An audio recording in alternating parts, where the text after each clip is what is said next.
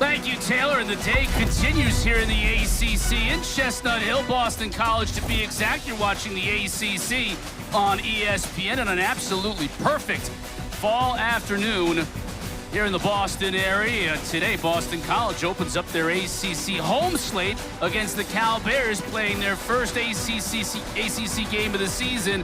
And today we are expecting to see two of the bright young signal callers in this league. Jerry Sangapulitele for Cal, and he's going to take on Dylan Lonergan, the transfer from Alabama in his first season here at Chestnut Hill, and he's put up some big-time numbers through his first 3 games.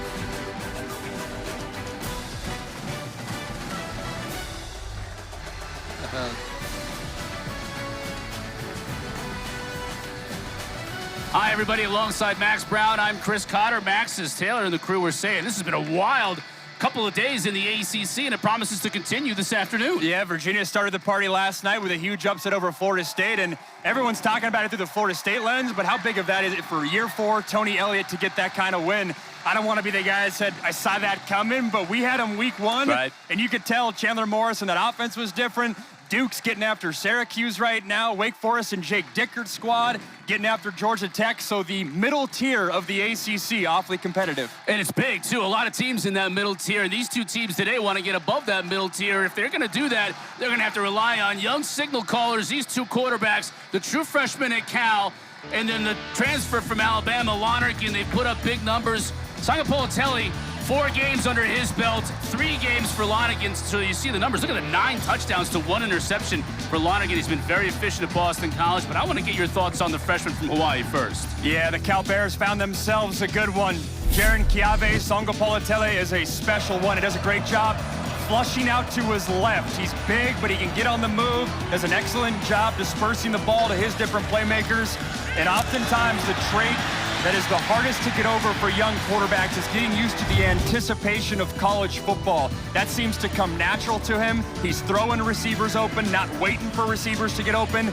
This guy is very special, and get used to saying that name for a long time to come. He completed his first 9 passes of his career in his first game. First 3 games were outstanding, coming off his first poor performance against San Diego State in San Diego last week, looking to bounce back. For Dylan Lonergan, meanwhile, he's had a bye week now to kind of put that Stanford loss behind him and get ready for this one. Yeah, he's flown a little bit under the radar. If Sangapulitele has been getting all the national headlines, Lonergan's ability to manipulate the defense with his eyes is very much a strong suit. You're going to see it right here, a little wheel route by the running back. He knows exactly where to go with the football. He knows what this offense wants to be, and you know, this BC offense last year had Thomas Castellanos as their quarterback, who's obviously doing great things with Florida State this year. But I think Lonergan unlocks something in this passing attack. His ability to get through progressions, I think, is a strong suit. And the stat that jumps out for me there, 73% completion percentage. That's knowing where to go with the football and getting the ball out of his hands. The team that relies on the pass, they want to run the football a little more effectively. Let's see if they can do that offensively in this game. Kendra Douglas is the 3rd member of our crew. She's standing by with more on Dylan Lonergan.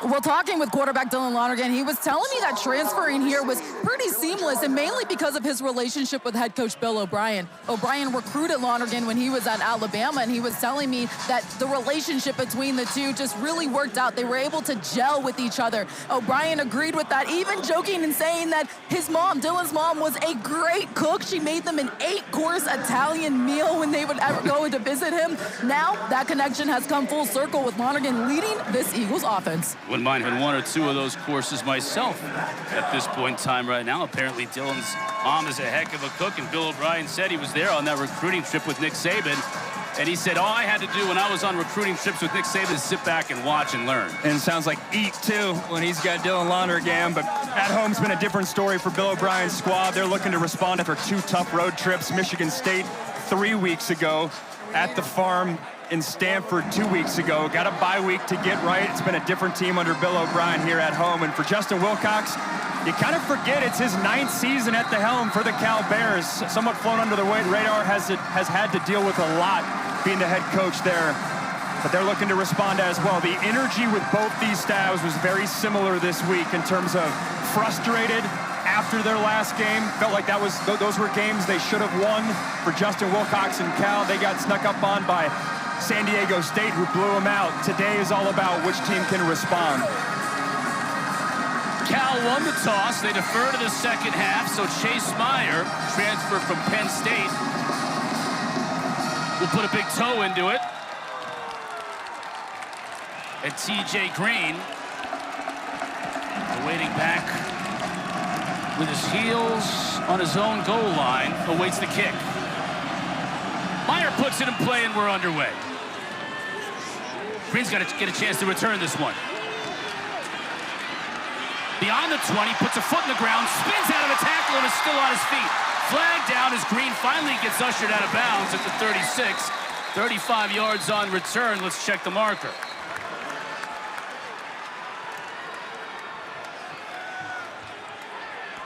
TJ Green's been banged up, so the freshman making the most of his first opportunity on a kickoff return on the season. But let's check the marker. Might have gotten some help.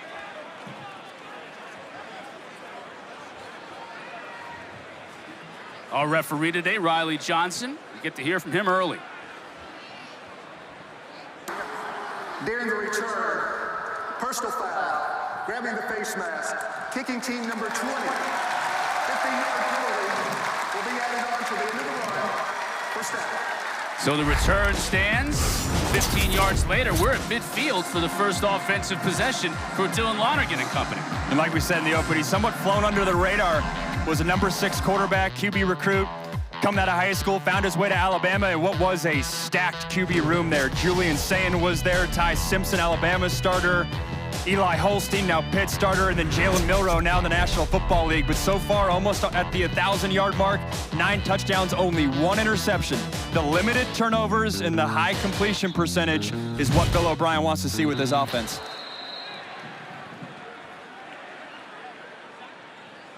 Our officials making sure we're all on the same page. Play is under further review to see if there was a signal given for a fair catch. Now they're reviewing this return all the way back to the 1-yard line from TJ Green. They're going to check to see if a signal was made, which would have indicated a fair catch. I was going to comment on those photos of Dylan Lonergan. He probably wants us to get rid of the one of him in Brookwood. It's a lot of hair. High school kid. That's a lot of hair. That's the type of photo, though, as you get older, you'll be envious of that thick hair, you know? Maybe. The alpaca look. God, that's a lot. That's what the cool kids are doing. It's like that bunched up hair right in the front. I got no room to talk, though, because I had a Napoleon Dynamite fro when I was a teenager. So there's some good pics to pull if I got put on there. Why don't we start digging for some of those? Let's take another look at this and see if a fair catch signal was made.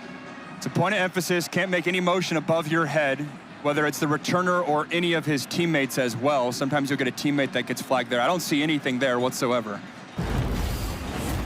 I don't even see enough there for why they would even review it. So it has me thinking, I wonder if it was someone else. Yeah, teammate.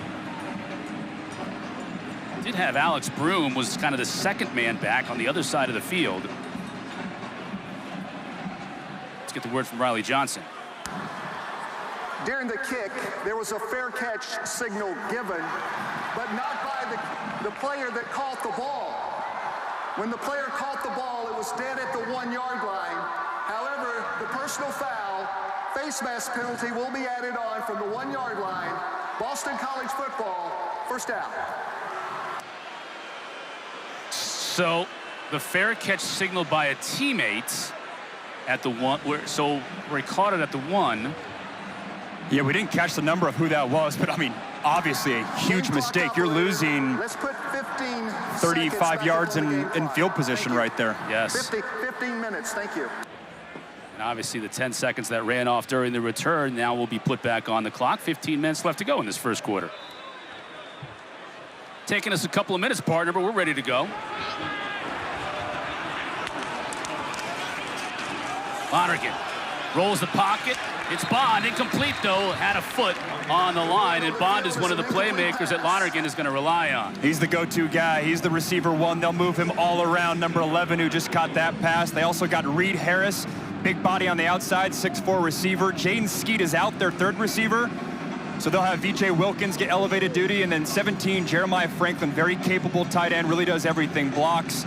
He's out in pass concepts as well. Turbo Richard, their running back, had some ball security issues the past couple of games. He's very much their guy. They're looking to get him back on track. Bond just had a foot on the chalk, couldn't get one in bounds. So it was an incomplete pass to start the game. Lonergan again looking for Bond and finds him at the 20. Spins away from the tackler and gets it just outside the 25. Abe Monetai was there for the tackle for Cal. Bond is putting up ridiculous numbers. Yeah, and it was fun. I went back and listened to his ACC media days. He represented the Boston College there as their player, and you can tell he's got a chip on his shoulder in terms of feeling like he's under the radar. This is his 5th year at BC, but so far this season, already having 29 receptions, now 31 after 2 to start this game. He's going to have an awfully productive year. 3rd and 1, and they use the power back, Turbo Richard, to move the sticks. Richard, 5'8" and 207 pounds. He's got that low center of gravity. Yeah, and so much has been made. You almost feel for the guy about the ball security issues these past couple of weeks. But that's how you know you're a great running back, even when you're having that. He's had 2 fumbles on the 1-yard line. They've emphasized ball security all week, but he's their guy going into this season. 43 carries as well. I really like their backup running back, Jordan McDonald, as well as a change of pace guy. Lonergan to throw again. As a receiver, that's Harris. Brought down by Paco Austin, but Lonergan is spreading the ball around and he's on target. And his playmakers, I mean, oftentimes some of the receivers we see are interchangeable with teams. These guys very much have distinct skill sets. Reed is very much the big body guy, 6'5", 217. He's going to operate that outside lane and is a tough matchup on the outside there for Brett Austin, the corner for Cal.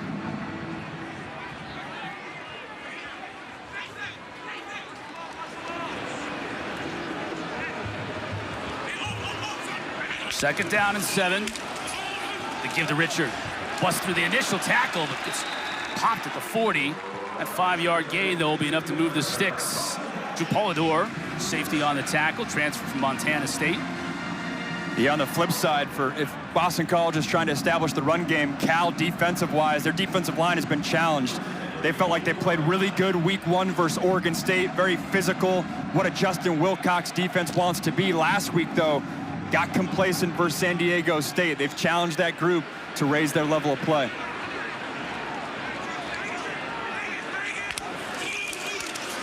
Again to Richard. Testing the middle of that Cal defense, picks up 4 on first down.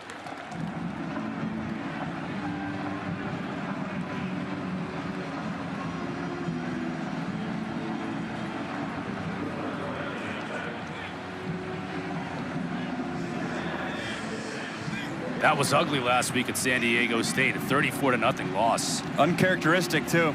This is a Cal team throughout 9 years of Justin Wilcox. They've hung their hat on their defensive play. Hasn't always been pretty offensive-wise. They've found a quarterback this year. If the defense can get right, this can be a good team. Lonergan fakes the handoff. As a receiver, Bond makes the catch out of bounds at about the 40. 16 yards. And we're seeing right away the different routes that Lewis Bond can get to. He's had an out route, he's had a comeback, he's had a hitch, and then right here it's a deep over. Nice job by Lonergan being patient, allowing that route to get into the green grass. And you can tell right away what the game plan and the emphasis was early. Feature number 11.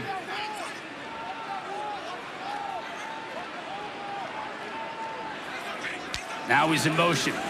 Fake the handoff to him. Lonergan tried to get it to Harris. He was covered well by Uluave. Inside linebacker, number 0 in white, team captain. The only permanent team captain on this team.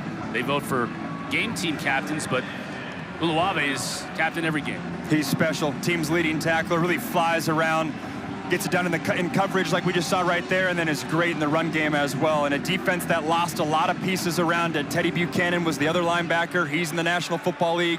They had 3 secondary players get drafted this past year, but Olave has been the staple right there in the heart of the defense. 10th play of this drive to open the game for BC. Lonergan stays in the pocket, finds Bond for a short gain.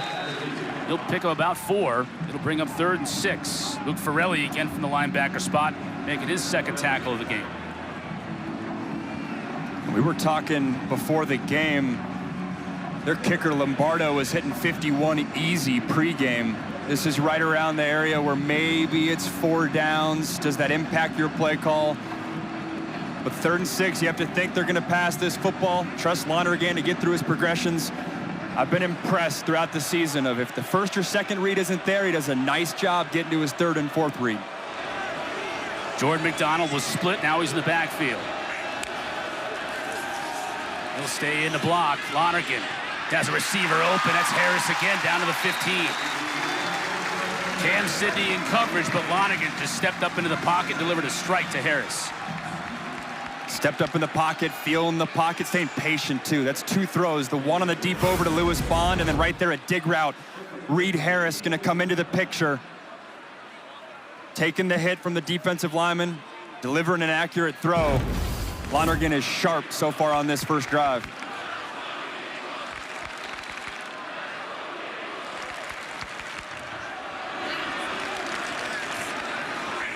Bond in motion.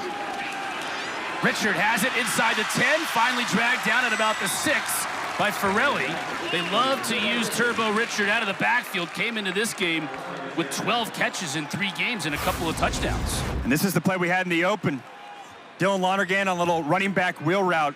It's a nice blitz by Cal. Keep an eye on that today. Justin Wilcox and this defense, led by his defensive coordinator Terrence Brown and Vic Soto. They'll bring a vast pressure package into each game. Different fronts, bringing safeties, bringing corners. The ability for Turbo Richard to get his head around and Lonergan to understand what the defense has given him is key in this game. Lonergan, he'll keep it himself. Inside the 5, touchdown.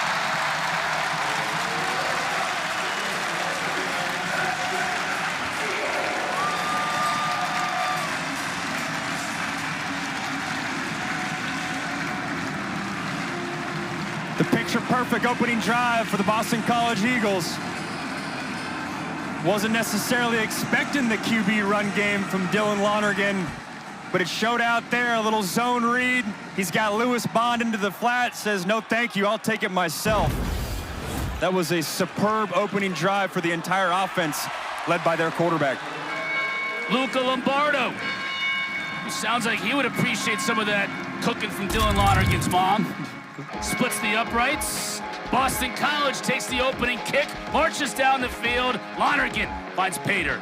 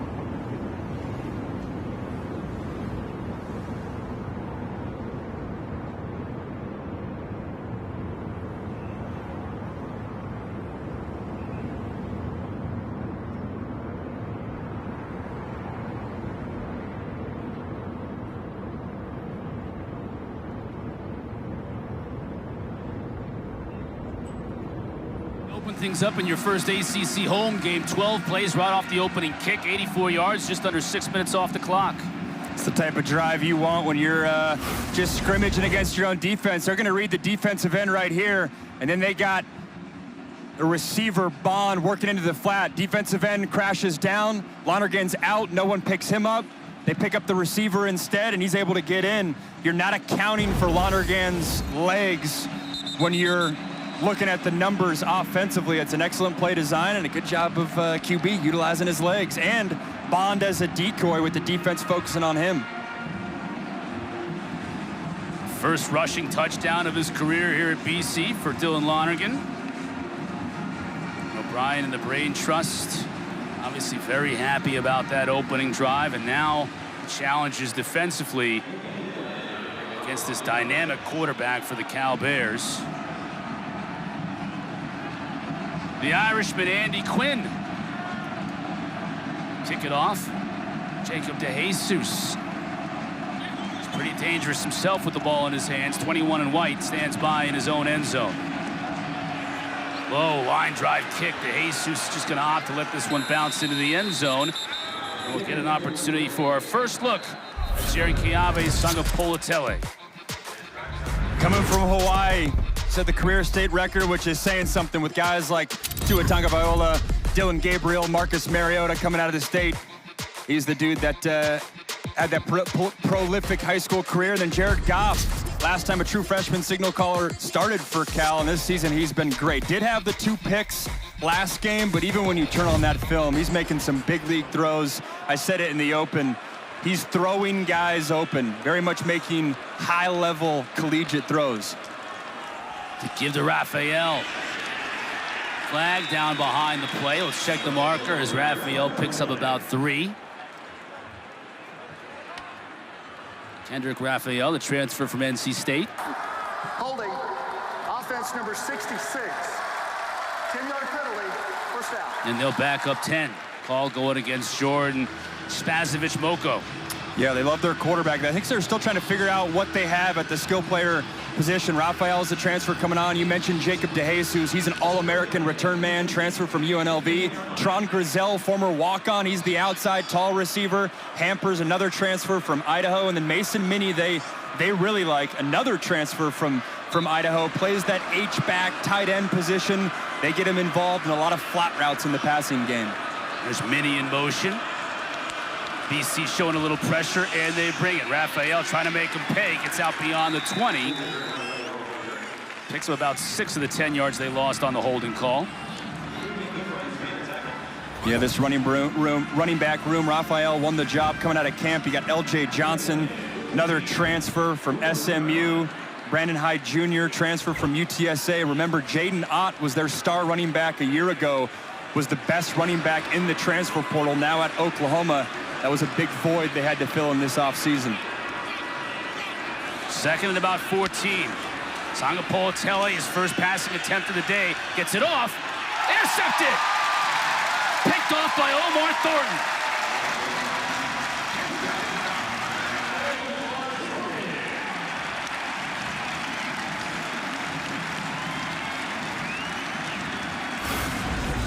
This is an excellent job by Omar Thornton, driving on a dig route.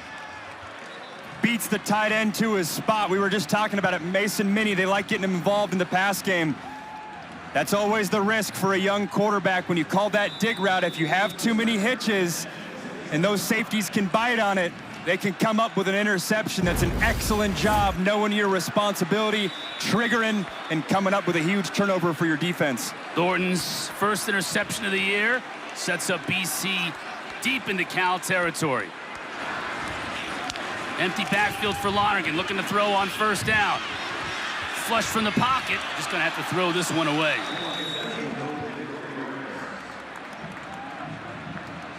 TJ Bowlers applying the pressure and forcing Lonergan on the run. It's a nice job by Cal getting pressure with 4. Keep in mind, this Boston College offensive line is having to figure out their lineup too. You lost 2 starting offensive linemen a year ago to the NFL, both of which were draft picks.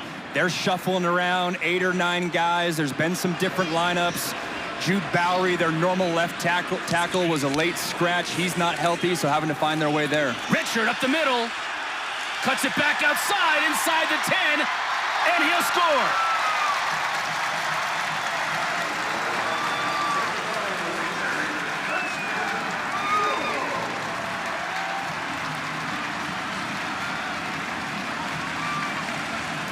Right when I mentioned the offensive line, they do an excellent job. Open up the runways for Turbo Richard. Excellent block coming back, too, by Jeremiah Franklin, their tight end. And then once you get Richard to the second level, he did the rest. Boston College has wasted no time. 2 drives, 2 touchdowns.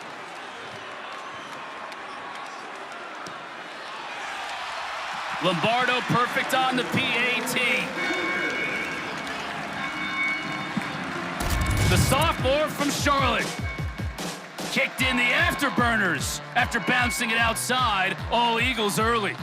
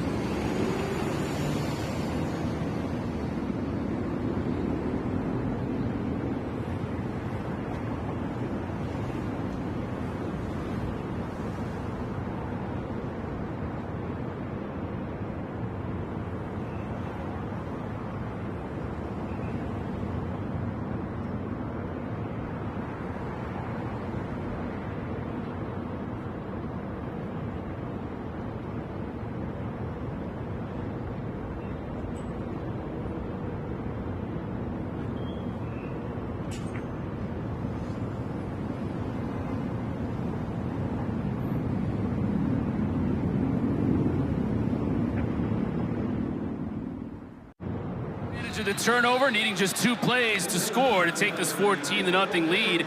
You think about the way the ACC schedule goes, you got to go out west sometimes if you're one of the teams in the East Coast and vice versa. 2 weeks ago, this Boston College team had to make the trip to Stanford. We know what happened in that game. It didn't end well for the Eagles. This week, Cal had to make that long trip. This is the first and second longest trips in the ACC that any team has to make, and Cal has gotten off to a slow start here today, down 14 early.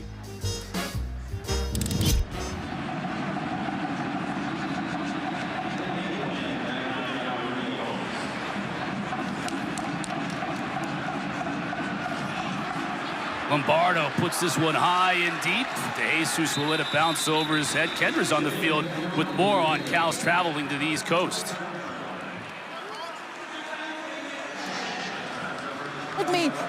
When I caught up with inside linebacker Kate Uluave, he told me that his favorite part is actually the sleeper seats on the plane, and that the team agrees that they have an extra Friday that really helps them adjust. Kate said that the staff does just a great job in keeping them hydrated and ready. So talking with college players and some of these guys, they feel well prepared coming into this game.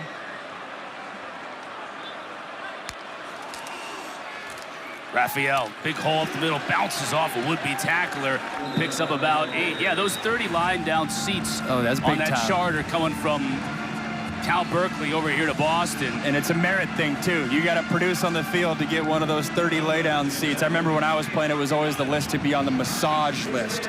Top 30 guys got massages. You really had a rough life games as a college player. Hey, I never made the list because I was a backup quarterback most of my career, but that was always the you're checking snap counts to make sure you're making that in the training room. That was the carrot. Good run on first down. Jared to throw. As a receiver out there, catch May after the big hit. Tron Grizel came down with it.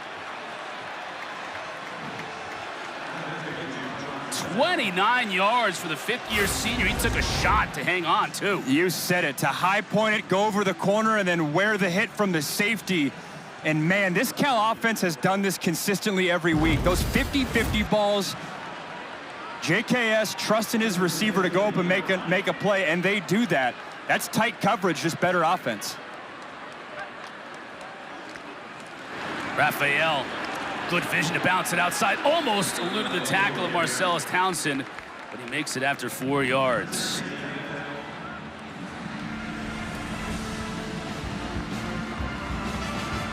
Coming up tonight at 7:30 Eastern on the ACC Network, Stanford's going to host San Jose State in Palo Alto. That's the Bill Walsh legacy game. Walsh, who, of course, San Jose State alum, head coach of Stanford on 2 separate occasions. A lot of interest in that one. The Walsh family and those fan bases in the Bay Area. Pitch on the end around. Good pickup on 2nd down and 7. Going to be a little bit shy of the first down, so a 3rd and short.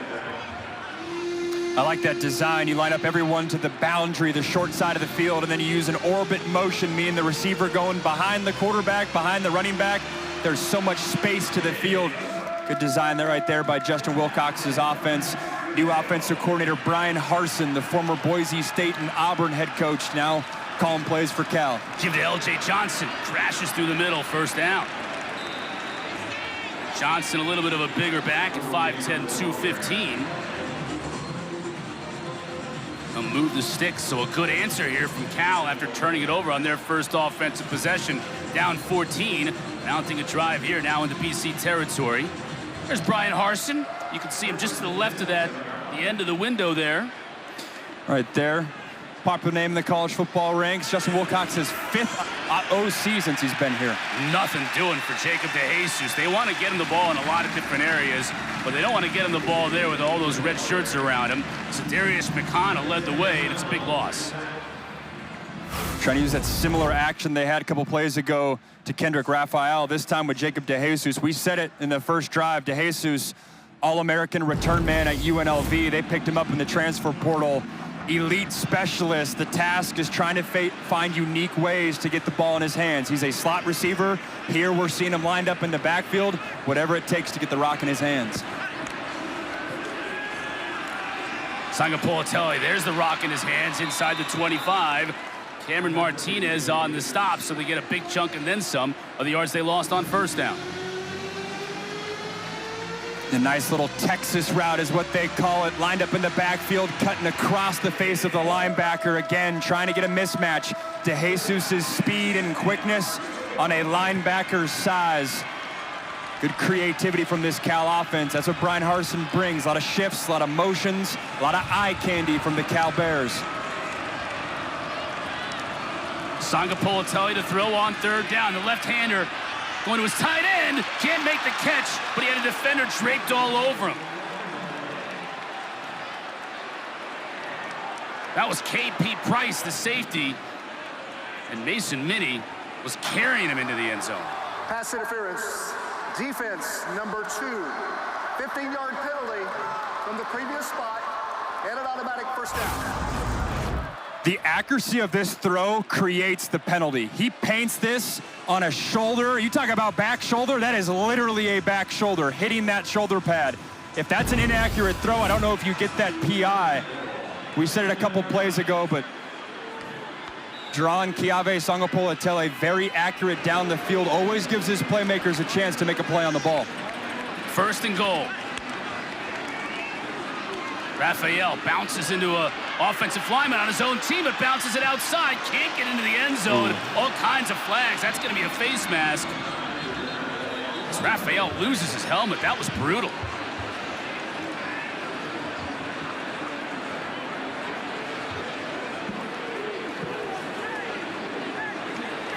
This looked like a violent face mask, hence why he's walking off the field with his helmet. Defense number 15. Remember, if your helmet comes off, man, if number 1 does not have to come out of the game due to the foul. I was just about to say he can come back in the game. That being said, this is maybe L.J. Johnson territory for Cal. His big 225-pound frame. Number 11 in the backfield, as we're seeing here. Hugh Hutchins got a hold of that face mask. You're right, L.J. Johnson is in the backfield. Politelli under center, and he'll hand it to Johnson, but we get flags and a whistle before the snap.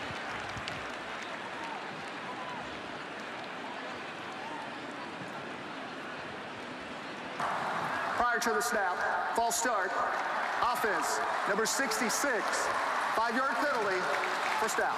Spasovis Moko again on the call. It's a costly 5 yards. Totally changes your playbook. Instead of being in halfback dive, quarterback sneak range, fullback dive, now maybe do you throw it? This is also an area where sometimes they like rolling JKS out to his left. With the ball being on the left hash, harder to do that. Can he roll out to his right?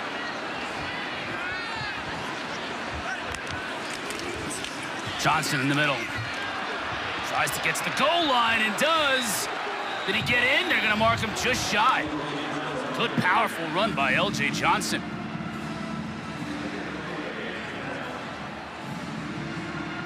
Powerful run, right behind their 6'4", 320-pound right guard, Siape Vadakani. It's a great job, especially off the penalty, getting that yardage back. At first glance, it looked like that ball crossed the plane. They're not going to give it to him. 2nd and goal. He gets stopped. Omar Thornton in the backfield.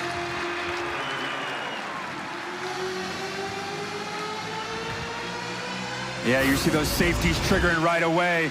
Thornton wasn't even thinking about JKS's legs. Here's what I'm talking about. The counter off of a safety blitzing that aggressively is pull the ball and get on the edge. Would not surprise me even if they do that here, trying to get JKS's legs involved. How about Devin Brown's legs involved? They'll bring in the backup quarterback, 13, the transfer from Ohio State. 10th play of the drive. Brown gives it to Johnson. Off right tackle, stuffed.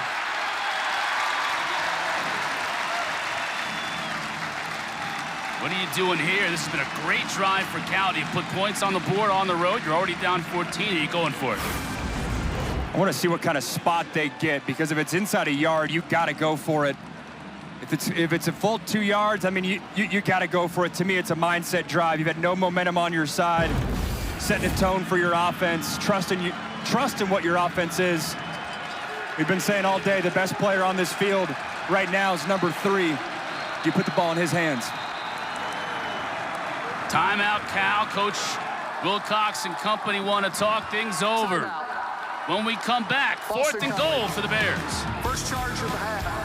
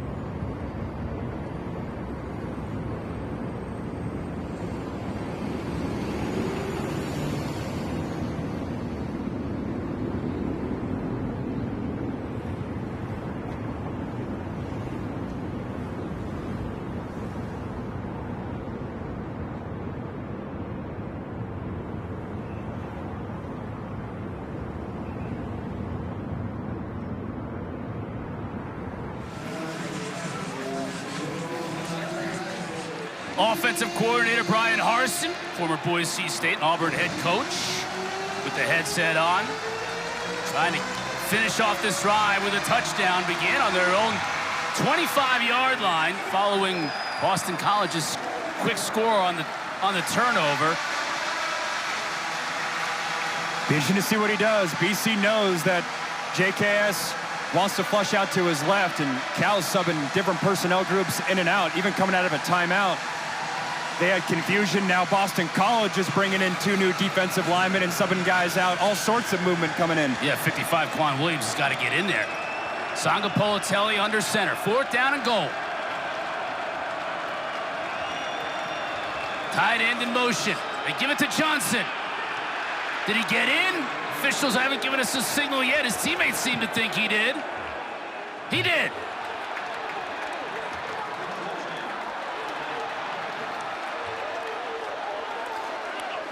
You know, that was an excellent job, and I wouldn't be surprised if Brian Harsin did that on purpose. The late personnel change, because when you're Boston College looking from up top, you can count the personnel they have in the huddle. You break out, then you switch it last minute. It forces Boston College to switch. That's excellent coaching by Justin Wilcox's staff to ensure a touchdown. Now what do we got here? A little trickeration, a little line up.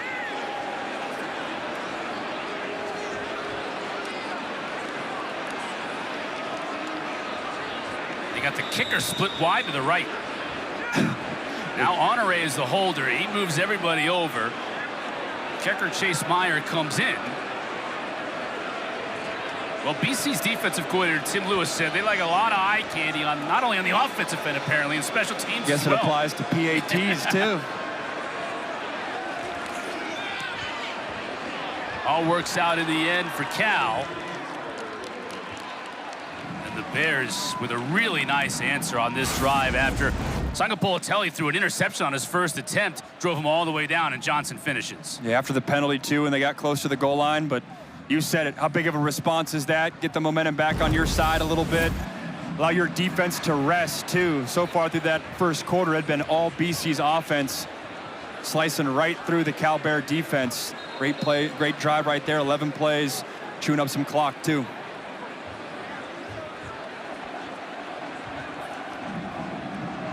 You can see Wilcox patting his offensive lineman on the back.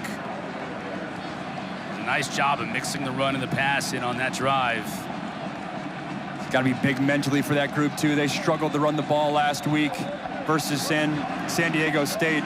JKS was forced to throw the ball 38 times. To have a drive that's finished off with a touchdown where running it was a big factor. It's good to see. Green will get a chance here from zone 2. To the 30, cuts it back inside. That's a good return out to the 37. BC will have good starting field possession. Tonight after the San Jose State-Stanford game, the ACC Huddle crew, the final score. Going to wrap up the whole day with highlights and analysis as well as interviews with players and coaches. They got you covered on what has already been a crazy weekend in the ACC, and it's just going to get crazier, I feel like, for the rest of the day. It's on the ACC Network and on the ESPN app. Honestly feels like that might be the theme the rest of the season. I don't want to get ahead of myself, but man. Anybody can win on any given day, and that's what we're seeing. And that makes the league incredibly exciting. That middle tier of teams a lot better this season, it feels like. No doubt. This is McDonald. Give him a yard. Jordan McDonald. In the Atlanta area. Transferred in from UCF. Second year with the program. McDonald's a little bit more of a taller, more of a slashing back, if you will, a little bit more than Turbo Richard. Yeah, he had a nice game. I had their game last year versus Pitt when they got the win there, and he had some big runs. Very much a two-headed backfield for him.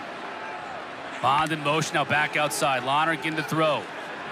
Steps up in the pocket, tries to use his feet, can't get much, maybe a yard. It'll bring up 3rd and long. TJ Bowler's making the stop. Bowler's making that stop, but Zeke Masses, the corner 5, they tried to get him on a little option route. It's excellent coverage right by him. Boston College up 14-7 at home.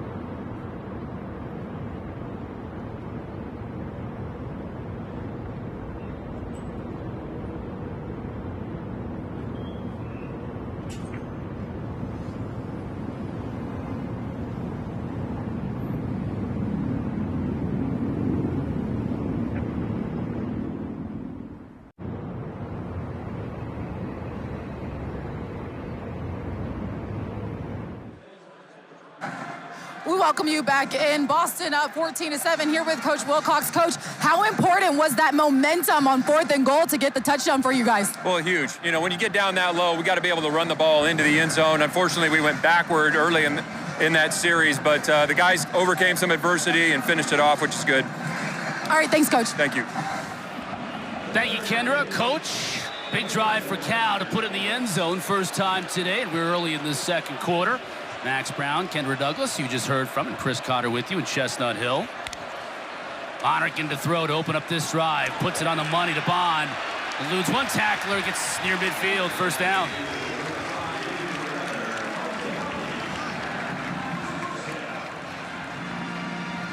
They're doing a nice job finding Lewis Bond, different ways to get the ball.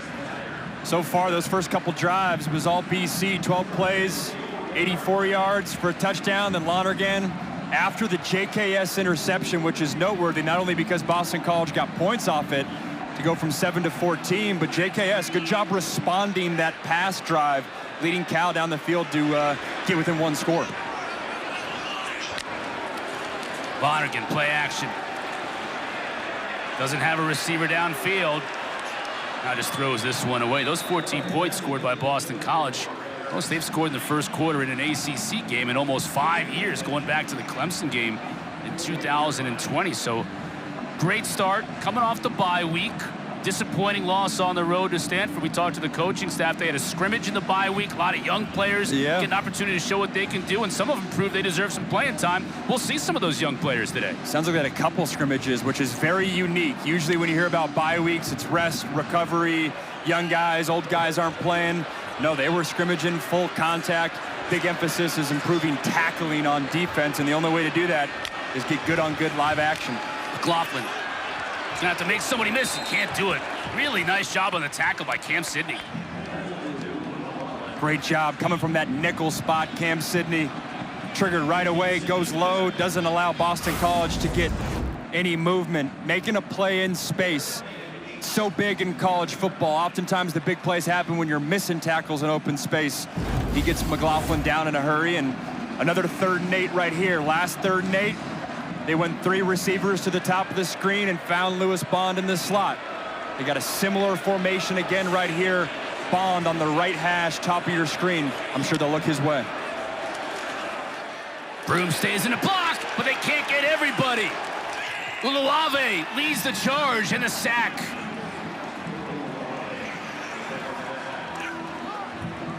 Can see the pressure package that this Justin Wilcox, Terrence Brown defense are bringing. A lot of looks, a lot of bodies right there.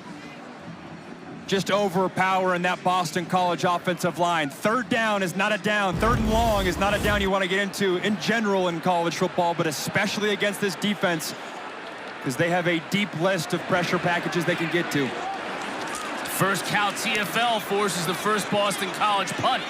Seamus Florio, that's a good kick. And DeJesus is just going to have to call for a fair catch at his own 15. Coming up tonight, 7:30 Eastern on the ACC Network. Stanford's going to host San Jose State in Palo Alto. It's the Bill Walsh Legacy Game. They named it the Legacy Game back in 2007. Why the Bill Walsh Legacy Game? He played at San Jose State and coached Stanford on 2 separate occasions. But that's the actual name? I thought that was just a Chris Cotter making something happen. I'm not that smart. All right. That's brilliant. I was laughing earlier. That's brilliant. I love that. Obviously, there's no love lost between those 2 programs in the Bay Area, so that'll be a fun one to watch. Raphael. Cal really wants to get this running game going. You mentioned it, Max. They had no success in San Diego last week, and they've had a little bit more today. And it's huge. Not only just, obviously you want to establish the run, but it takes pressure off your young quarterback, too. I don't think it's a recipe for success asking JKS to throw 38 times a game. If you take pressure off him and defenses are forced to put another body in the box, well, then look out, because then home run shots down the field with your young quarterback could happen. 12 of their 15 plays from scrimmage for Cal have been runs. Not this one. Sanga Politelli looking to throw. As a receiver, his tight end open. First down near the first down marker. Marking right at the line to gain. Isaiah Ferris brought down Mason Minnie's right at the mark, and they're going to give him the first down. I really like Mason Minnie and what he brings to this offense. He's, very much a receiving tight end, can do everything, but he does a nice job just sitting in that window. Chiave Sangapolatelli does a nice job as well, working through his progressions. That was his 4th read on that possession, or that progression, excuse me, working from right to left. Raphael now in motion into the backfield with Sangapolatelli. Raphael dancing, bounces it outside. Drags a tackler for a few more. That tackler was Carter Davis, but a good run by Raphael, as it looked like he might have lost yardage right from the start.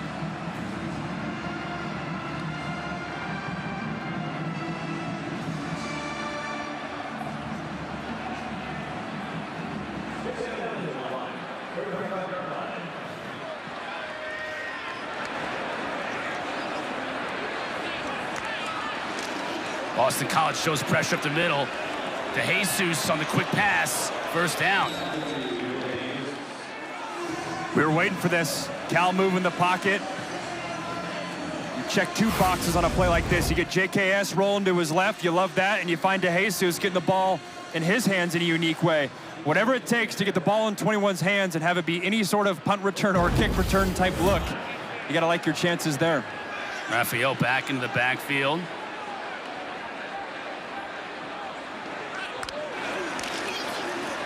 Sangapolatelli fakes it to him and gets it to his tight end. And boy, Minnie had it bounce off his shoulder pads. That was dangerous. The ball was just kind of hanging out there, but he was able to squeeze it for a minimal gain.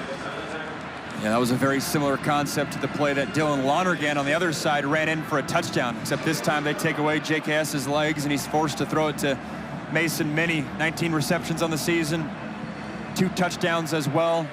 They do a lot of those arrow routes, which is straight into the flat, as well as slide routes where you start on one side of the line of scrimmage and go to the flat on the other side of the football field as well. Flags down.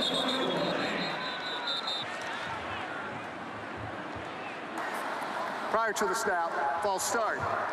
Offense, number 85. 5-yard penalty, 2nd down. That time, Minnie the guilty party. They'll move back 5 yards.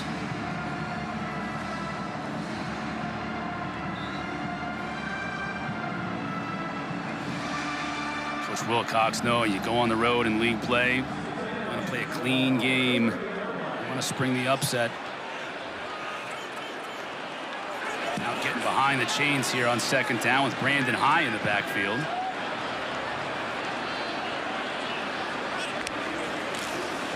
Gets the handoff. Just lowers his shoulder. Another flag comes in right at the end of the play.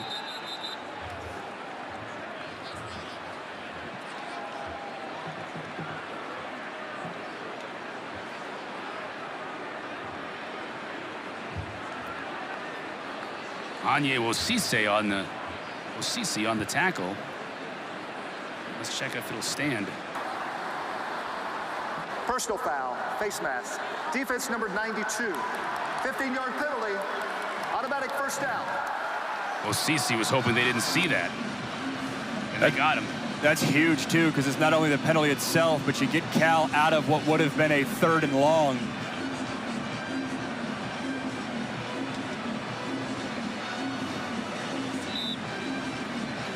Wosise, one of those defensive linemen that hasn't played a ton, but popped during bye week. Going to get more reps today. There's a long list of guys, defensive line-wise, that we're prepared to see today. 2nd consecutive time the Cal drive now moves into BC territory. Now, look at that bullet caught by Jacob DeJesus. Man, that was a tough catch. Had to go behind him. There's a lot of mustard on that ball. You said it, that's a bullet. It's an excellent catch by DeJesus. Little run pass option. Linebackers clear the box. You pull it, paint it right on the chest of your receiver. That one was not, a little behind him. Good job by this Cal offense early on, getting the ball in his hands. Seeing the all-purpose yards, and those numbers right there. He was a weapon last year at UNLV.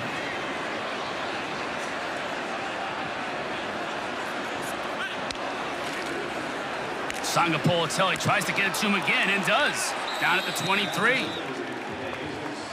Isaiah Ferris in coverage. We're going right back to it. This was a little bit deeper. Rather than it being a 1-step slant, This is a 3, maybe 5-step slant, pushing the ball down the field a little bit more. Anytime I see back-to-back slant routes with one-on-one coverage on the outside, you always got to be wary of a double move. Those safeties and those corners start biting with JKS's arm pushing the ball down the field. Sangapolatelli 5 for 5 on this drive. All kinds of pressure up the middle. Handoff to Raphael, and BC does a nice job stuffing it. Right at the line of scrimmage. It's a good job by Cal, though. I mean, to go down 14-0, they very much have steadied the ship here. Approaching the red zone, like to think this is points if they take care of business, but good getting this game back on track.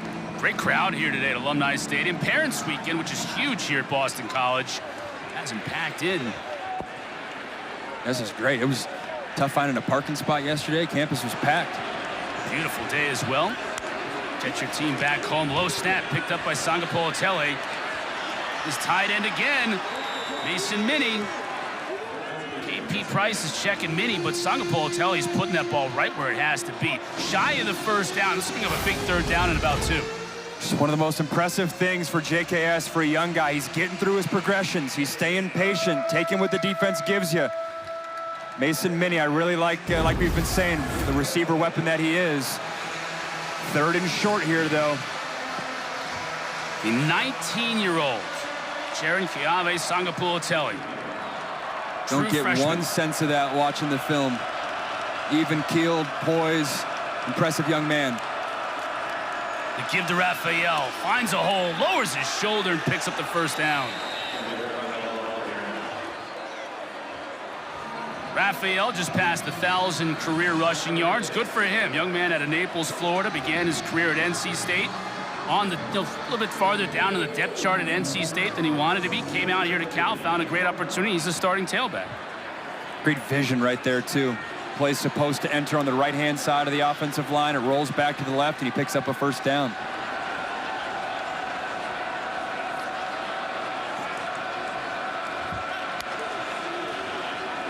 Again, nice block in front of him. Sidesteps the tackler, dropped at the 5.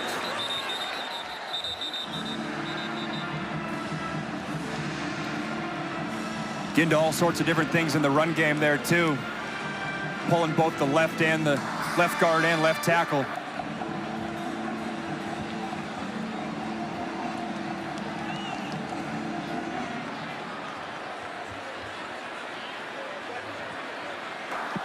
Offside. Defense number 17 lined up in the neutral zone. 5-yard penalty. First down. And that says it all right there from Bill O'Brien. Penalty will be accepted. They lose 2 yards, but preserve the down. Cal opts for that. 13th play in this drive coming up. That's 2 double-digit play drives for Cal in a row. And they again just brought in 5 new faces and additional offensive linemen. Now they have 6 offensive linemen on this play and a big tight end as well. Johnson, and yet it's still blowing up and fumbles a football. They're going to mark him down. Edwin Kalenge just blew that thing up from the start. They're going to mark him down. How did all those BC defenders get into the backfield? And there was 3 offensive linemen to the left side of the center. That tight end was an additional tackle. Does the ground cause the fumble? You said it, that was chaotic for how much blocking they had in there. Cal's hurrying up to not allow them to review it. And now Wilcox is going to call a timeout. Timeout. Cal. We'll come back. Cal's driving again, down 7.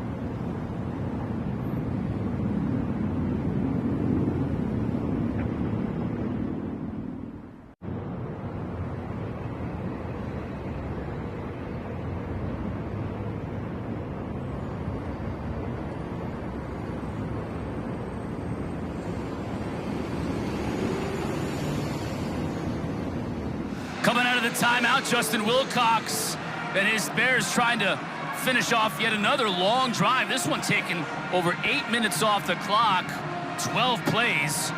Think about, since going down 14-0 in this game, Cal's time of possession, 14 minutes and 43 to 3 minutes and 9 seconds for BC. Cal's had the ball the whole rest of the game since. Resting their defense and stopping any sort of momentum that the Boston College offense established in the first quarter. Still got to punch this one in, though, to make it worthwhile.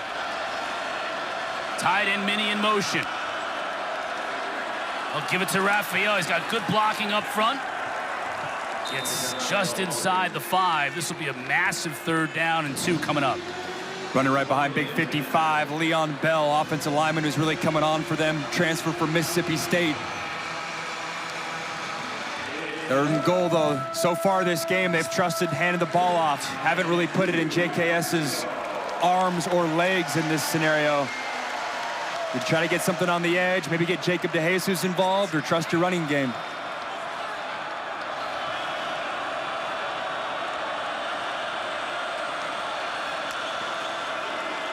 Fakes it to Raphael. Touchdown, Bears.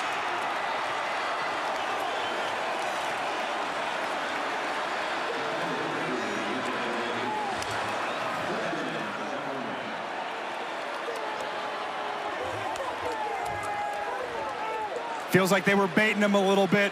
So far this game, it was just running the rock, run the rock. This time they faked the run. They got Jacob DeJesus, who starts on the right of JKS and runs to the left back pylon. The speed, the quickness, and honestly the size kind of hides a little bit in there, leaks out the other side for a touchdown for Cal Bears. Meyer with the PAT. The Bears have come all the way across the country. Spotted the Eagles 14 points, but they fought their way back into this thing. 2 long touchdown drives. DeJesus finishing it off, all knotted up.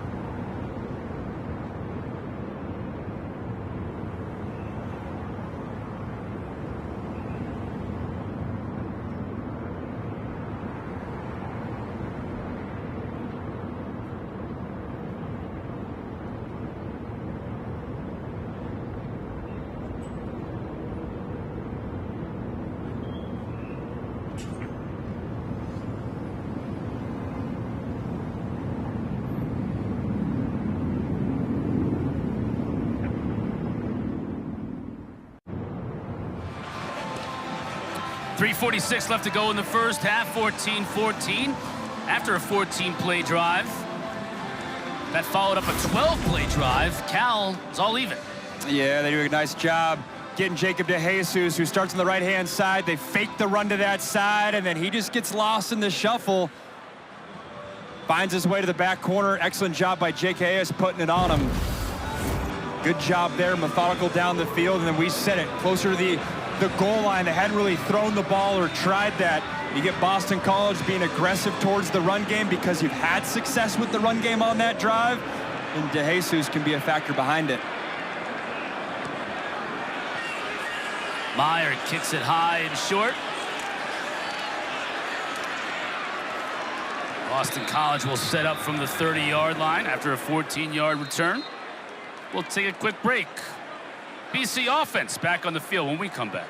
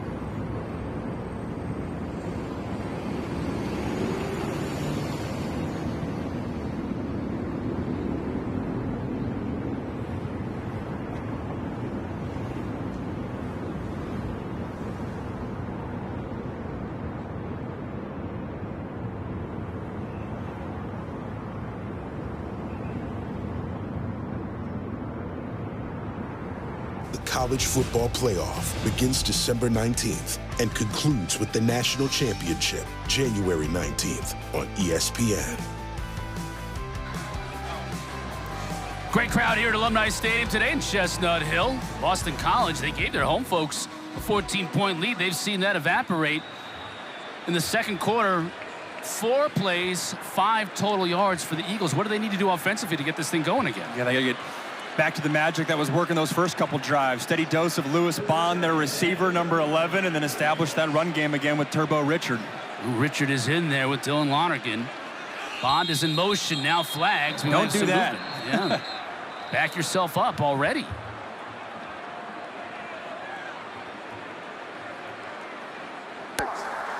False start. Offense. Number 56. 5-yard penalty. First down. Eric Starrity, and you mentioned it already, it's the offensive line where they're, I think both of these teams and their coaches told us they're trying to find the 5 best guys, and wherever they put them, they got to get the 5 best guys on there. And with Jude Bowery out, team captain, not that starting left tackle, Boston College is having to play a little shell game here. It very much felt like a key in this game, which you don't always say is, you know, which offensive line can find their best 5 first and settle in. That team might have a better spot about ultimately winning this game. Lonergan to throw. Looking to Richard out of the backfield, makes the catch, but he's met immediately by Uluave, who's having himself a day. And that's the hardest thing to cover as a linebacker, those wheel routes, because you're out on an island. The quarterback can back shoulder the throw to the running back, can throw it over the top, which Dylan Lonergan has shown that he can do throughout this year. That's twice we've seen Cade Olave make plays, and it's triggered because this Cal defense is getting pressure, so you have to get the ball to your hands quickly, but Olave is right there in coverage. Got about 5 yards. Again, Bond in motion. Turbo has a huge hole, opts to cut it back inside, runs over a defender. Picks up about 13.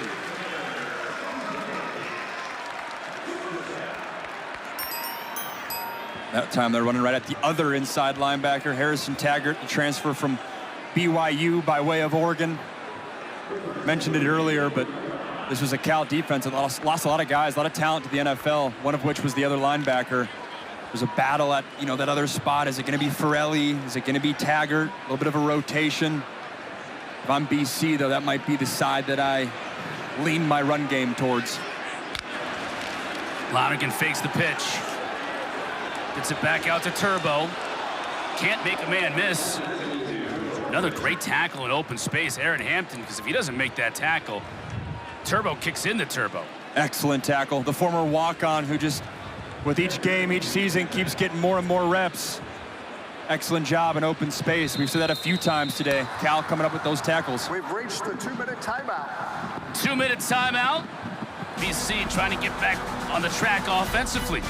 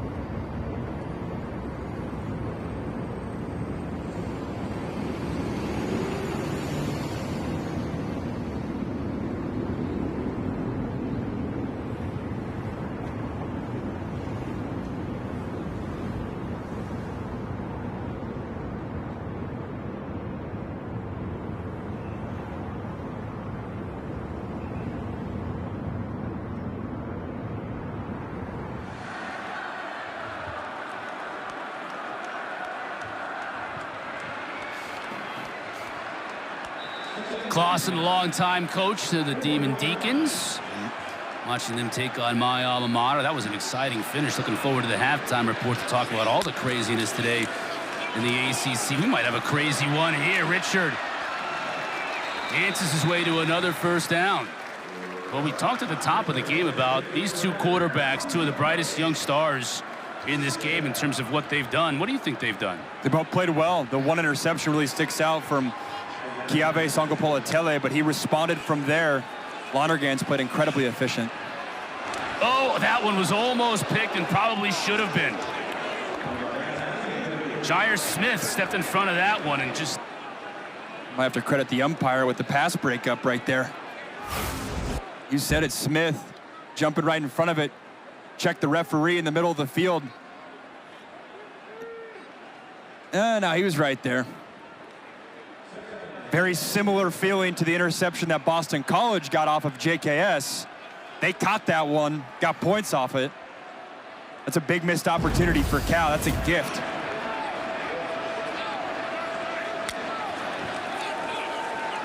Lonergan looking downfield. He's got Bond inside the 40. Shy of the first down by about 3. Taggart and Wagner combining on the tackle. Bond getting back involved.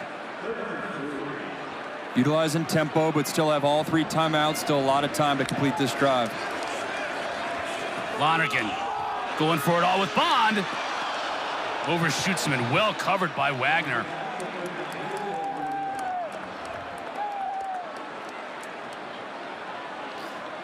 Excellent coverage right here by Josiah Wagner in the hip pocket the whole way. Lewis Bond's looking for that back shoulder throw a little bit, and it's just a little too far. That was my point that I made earlier when JKS painted it on his receiver, and as a result of it being an accurate throw, you got the pass interference. That time it's a little bit of an overthrow. Great coverage by Wagner, but he wasn't even tested. Could have potentially got caught there without getting his eyes behind.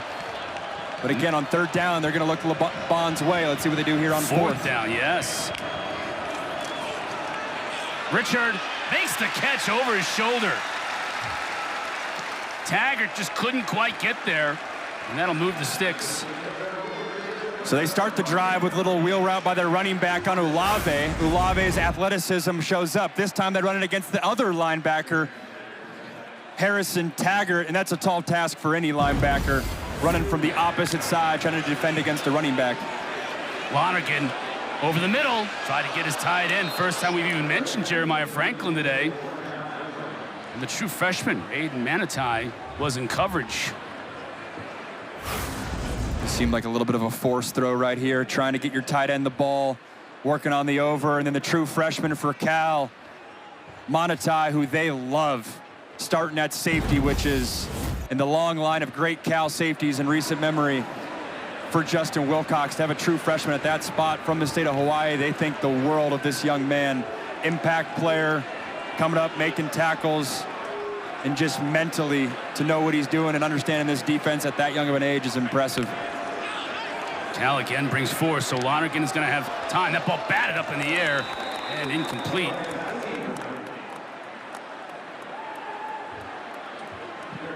That to me was maybe the first misread too, trying to force it to the sideline, and then Lewis Bond, I thought he had open right over the center of the ball for a 5-yard gain. This is one of the first really 3rd and longs that we've seen. Seen a couple 3rd and 8s, but not 3rd and 10s. We've talked about it. This is where the pressure packages for Cal come alive. Do you go pressure, man coverage, or do you back off, trust your defensive line to get pressure and have 8 guys defend? They bring 4. Lonergan steps up. That's a tough pass. He didn't get everything he wanted to get on that pass. Incomplete. Timeout for an injured player on defense. Cal player injured. Let's see if we can get a number. Chris Victor grabbing his right knee. Defensive end. It's a Cal defensive line that's already missing Ryan McCullough, probably their best defensive lineman, certainly their best defensive end. He's already out with an injury.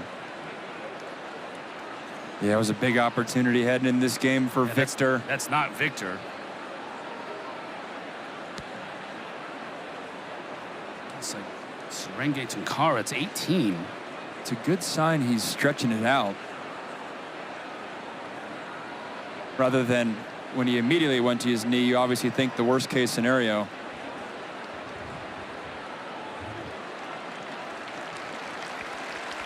Tunkara's being helped off, so to your point, at least he was able to get up to his feet.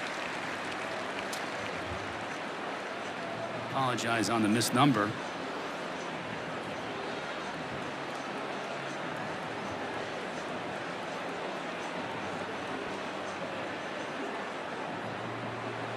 It's a big stop, though, for that Cal defense. You're probably 34, 44. No, you're in field goal range. Keep in mind, their longest leg for BC, they've got a guy who can hit it. Lombardo has a 51. And I think it's actually going to be exactly 51 yards, so maybe 50 yards on the dot. Now they're going to give it to him right now at 52. They'll line 52. it up. So this is what he was practicing all warm-ups. Hit a 51 at Stanford a couple of weeks ago. He'll line up from 52 here. He's got plenty of distance. He's got it. What a weapon. And it's a weapon that Boston College really hasn't had over the past few years. A kicker that can absolutely let it fly, and Lombardo puts him back on top with 37 seconds left to go in the first half. He makes this look easy. Confident stroke, nice height as well, and obviously the distance to get it there. We've talked about it in back-to-back weeks. We had Bill Belichick a couple weeks ago, and talking about the differences between the NFL and the college game. Sometimes I think it can get overhyped, the schematic differences. The reality is the NFL is stealing from the college game and college game stealing from the NFL. But the one difference that is glaring for Bill Belichick when we were talking with him is the kicking game. In the NFL, you get to 50, it feels like a chip shot. In college, if you have a guy that can do that, man, what a luxury that is. And Cal on the other side's got a dangerous returner. Do they copy Cal's playbook and maybe pooch this? Don't give 21 a shot.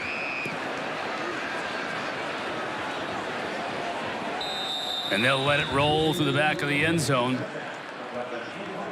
Tonight, after the San Jose State-Stanford game, the ACC Huddle Final crew going to be on hand. Going to wrap up the whole day. Highlights, analysis, interviews with players and coaches. We got you covered here on the ACC Network. Also on the ESPN app if you're out on the go.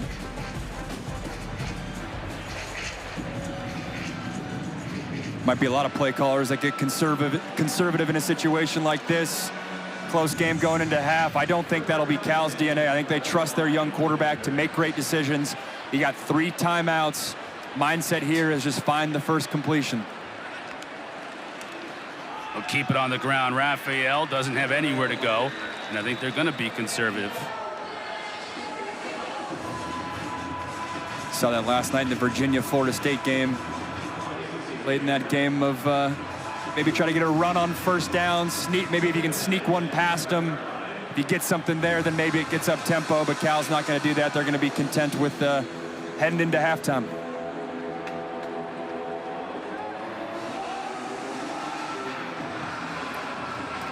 And that'll do it. Both teams will make their way to the locker rooms. BC jumped out to a 14-0 start. It looked great for the home folks. Cal, though, rallied, put 14 on the board themselves before a long field goal gave the Eagles the halftime break. Kelsey and crew in studio. Take it away.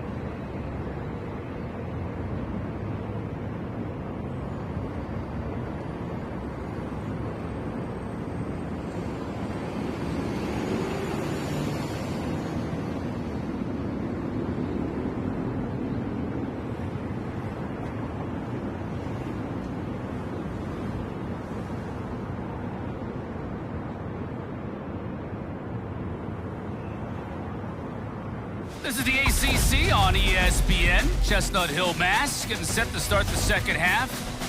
Boston College with a 17-14 lead over Cal. Max Brown, Chris Cotter with you. Very interesting game. 14 points for BC. Looked like they might blow out. Cal came across the country for this game. Not so fast. Cal finally woke up. We got a game. Yeah, they did a good job riding the ship there. I mean, statistically, very comparable. Really, it's just that one interception that BC got off of JKS. Outside of that, pretty back and forth throughout this game. First half, I mean, Dylan Lonergan, that opening drive for the BC Eagles went right down the field. Lewis Bond got a lot of receptions on that drive. Lonergan's legs got in. And then Turbo Richard got involved. This is the touchdown off of the interception that I just talked about, which was a big swing point in this game. Credit the Cal offense, though. They responded that very next drive, drove down the field. They went for it on fourth down there. Right here, finding Jacob DeJesus in the back of the end zone to score 14 straight. And then the Cal defense was able to get a stop in that last drive to only hold BC to a field goal. So very back and forth, neck and neck so far in this first half. Sangapore Tele threw that interception on his first attempt. He was perfect 9 for 9 throughout the remainder of the first half after that, so he really settled in. And Cal will get the ball to start this second half.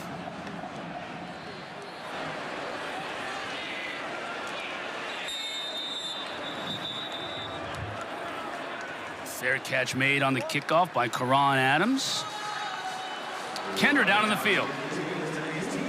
Well, talking with head coach Justin Wilcox, he told me the big message for his Cal team was he wanted to see them to clean up those penalties on offense when it comes to defense. So he said these guys missed a lot of tackles, one-on-one battles that he really wants to see them execute better. I also asked him about outside linebacker Serene Takura and his update. He said no update on him.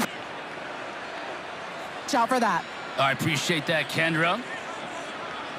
Thought their tackling was pretty good in open field. Justin Wilcox has a high standard.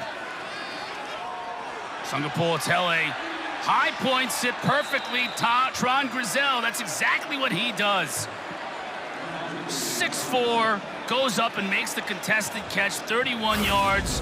Cal back in business again into BC territory. They make this look so easy week in, week out, and it's not. You got JKS on the far hash, throwing an absolute seed right above the head of the DB, and him and Tron Grizel have a great rhythm with that, making those contested catches. Not every team in college football makes it look that easy. BC showing a little pressure off the edge. They come with it quickly out to DeJesus. Good pickup on first down. Owen McGowan did a nice job of coming out and forcing 21 out of bounds, but it's a gain of 5. And so far, this Cal offense, I mean, they've found a good rhythm. I mean, in terms of, I made the point on their first drive of, you know, how are their skill players going to settle in? You know, who is that go-to guy? DeJesus has done a nice job in the slot. Tron Grizel has very much been the outside guy. And then we've talked a lot about Mason Minnie, their receiving tight end, getting in the short yardage pass game as well. Raphael trying to move the pile. Maybe gets a couple. It'll bring up 3rd and 3.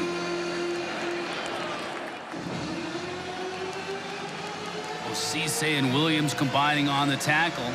Cal's 3 for 4 on 3rd down so far. They've had this scenario a lot so far this game. Feels like 3rd and short. They've elected to lean on Raphael, and it's worked out. Left hash, JKS not as comfortable necessarily, or doesn't do it as much rolling to his right. BC brings forward Sangapore Tele, feels the pressure and just unloads it. He's looking for Jacob DeJesus, but it wasn't even close. Q Hutchins was able to bring the heat. Nice pressure by Quintavious Hutchins coming on the bottom side of the screen. Q Hutchins has had a much more elevated role this season. Remember, Boston College had to replace Donovan Ezeraku, 2nd-round pick by the Dallas Cowboys. 3rd down pass rush situations was very much Ezeraku's specialty last year. It's a good sign for BC getting pressure there. Isaiah Ferris back to return this punt. Ferris lets it go over his head. Were they able to keep it out of the end zone? The officials are going to mark it at the 3. No, it's touchback.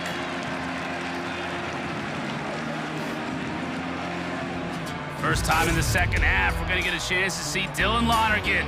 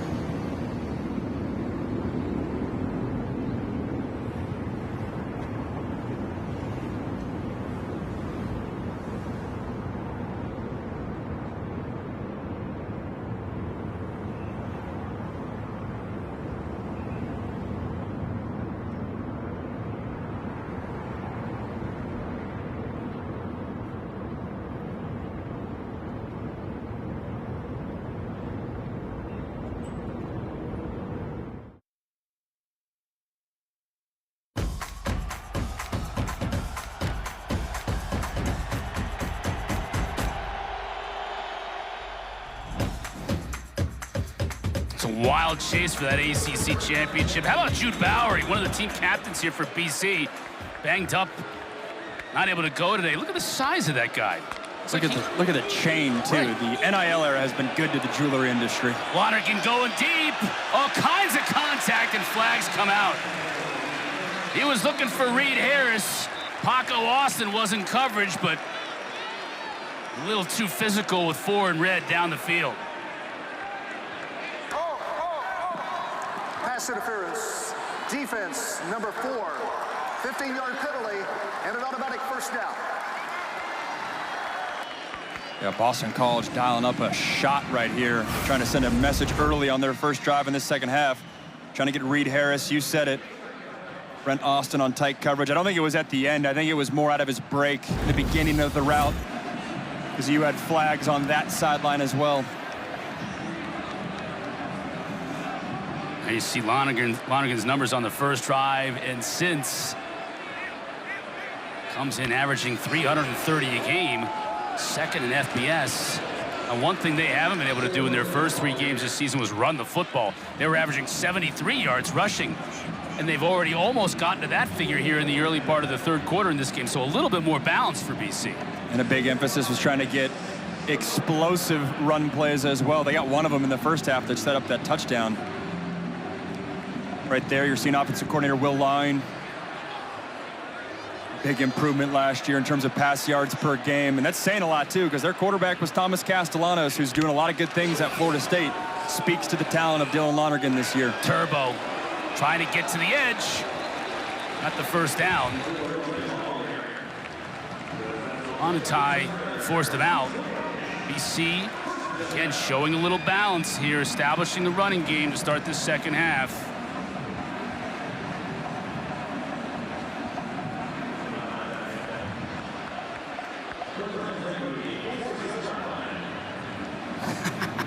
Goodness gracious, we got to get that man a new jersey. He probably likes the way that looks, though. It's the center, Michael Krauts.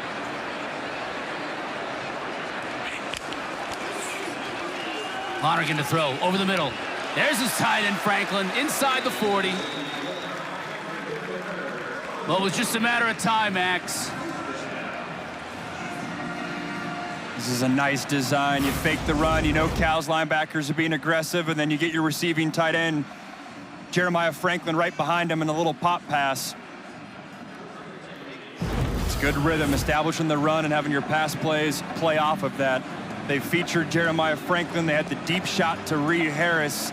Kind of feels like it might be Lewis Bond time as well, number 11. He is at the top of your screen, now in motion. Instead, they get it to King. Can't shoot a tackle, though. Polidor did a nice job of hanging on for dear life. No gain.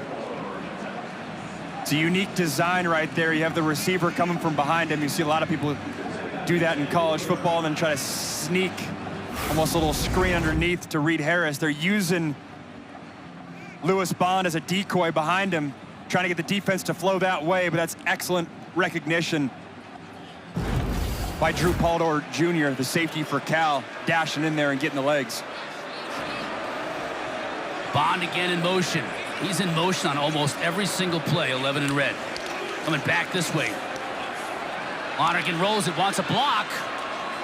Gets one, but too many Cal defenders.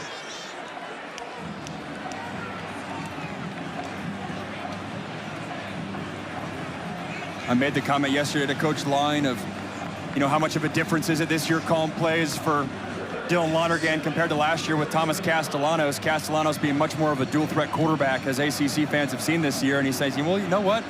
You know, Lonergan might not have Thomas Castellanos type legs, but we want his mobility to start being a factor in this game plan, especially when things break down. The ability to just get a few yards and set yourself up with 30s and 7 rather than 3rd and 10 is a big deal. Now they're 0 for 3 on their last third down tries in terms of converting. They're going to convert this one, though, with Turbo. Inside the 30, and flags down, though, behind the play. Let's check the marker first.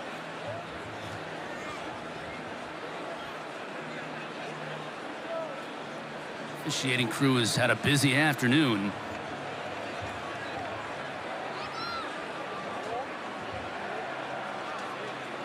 Offensive pass interference, the initial indication.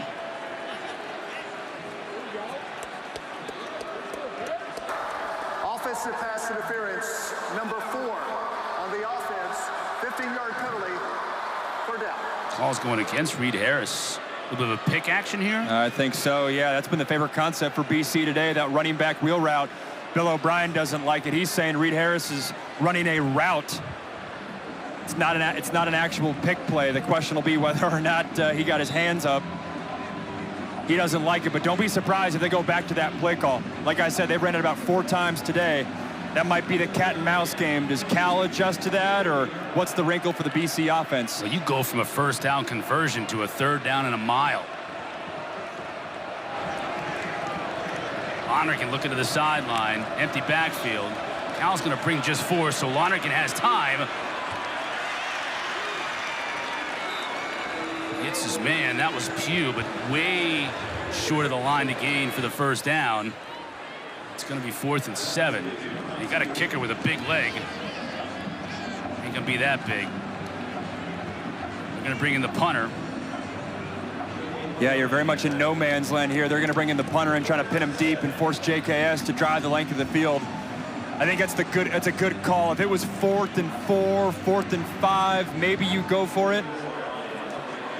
Instead, you're going to pin him deep, probably just too much to get a field goal attempt in. Cal's got the day A kid, the Jesus. Just going to make the fair catch inside his own 10-yard line. That's where the Bears will take over when we come back. 17-14, BC still with the lead.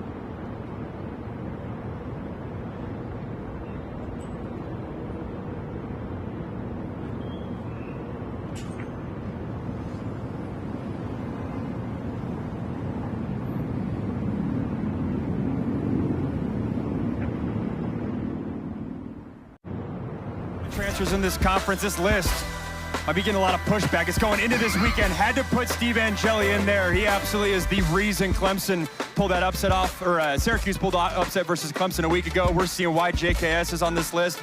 Darian Mensah coming up with a big win today with Steve Angeli being out versus Syracuse. Florida State lost last night. Him and Carson Beck, Thomas Castellanos, that is, will probably get swapped for this next week. But Carson Beck playing at a really high level. I was not always on the Carson Beck hype train in the past 18 months, but this first month of the football season, he's playing at a really, really high level. Well, Jaron Kiave-Sangapolatele is confirming your love for him on that list today. Threw an interception his first pass attempt, but he's been great ever since. Tries to sidearm it, and a nice catch by Raphael. He does sidearm it and gets it there. Bryce Steele on the tackle, but good heavens. Yeah, next week I'll put Angeli off. That looked like Dan Quisenberry throwing that pass. Hey, it was right on the money. That's why he's in the list, baby. That's why he's in the list. But now, next week, if I had to guess, it'll probably be a battle between Lonergan and Chandler Morris, Virginia, for that 4th and 5th spot. Plus, you got Miami, Florida State, right? ACC Network's going to be there. Look at that huge hole for Raphael. Burst through it beyond the 30. Tip your cap to this offensive line. Talk a lot about JKS and a lot about DeJesus and whatnot, but that offensive line just gave him a huge hole. Yeah, they got a little over pursuit by Omar Thornton, the safety there, got going to that far side of the field, and Kendrick Raphael dashed right in the middle. He's really popped this game. We talked about the battle at the running back spot all fall camp. Was looking for more from that position after the San Diego State game. He's delivered today. They'll go to him again. Good push on that offensive line on this carry. Gets 6. Yeah, you mentioned the push, little outside zone here. Tyson Ruffins, 56, the center. Look him get to work on that nose guard, 52.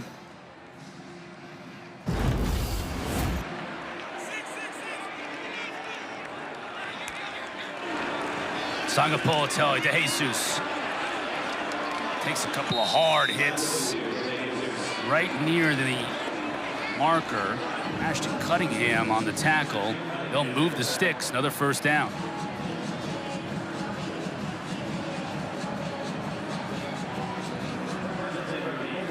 Well, Lonergan comes into this game second in the country in passing yards per game.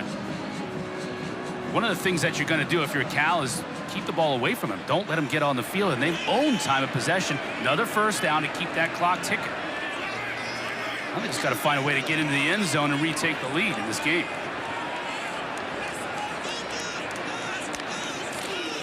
Fake to Johnson.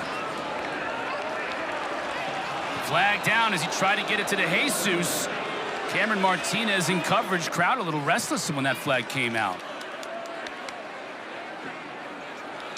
They've had success with that a couple times, a little slant route. Pass interference, defense number 29. Ball replaced at the spot of the foul. Automatic first down.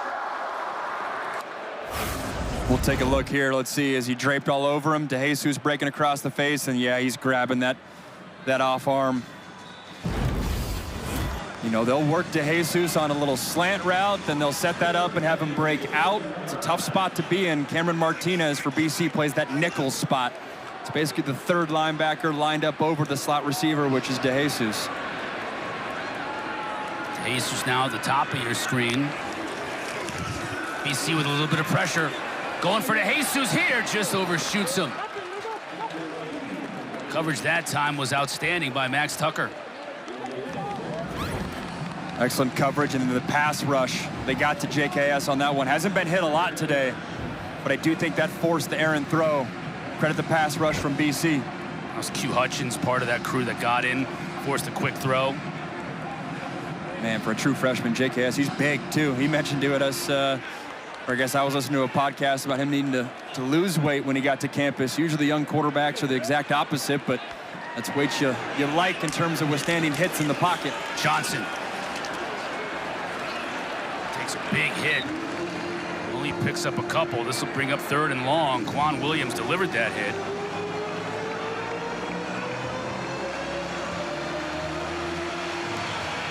This is where JKS just needs to play point guard. He's done a good job of really getting all his playmakers involved today. We've seen a little bit of Mason Minnie as tight end. Seen Tron Grizel on the outside lanes with some vertical shots. We've seen De Jesus 21 with some work in the slot. Wouldn't be surprised if he looks towards the bottom of the screen. You got De Jesus as the lead receiver, and then Mason Minnie as well at the tight end spot.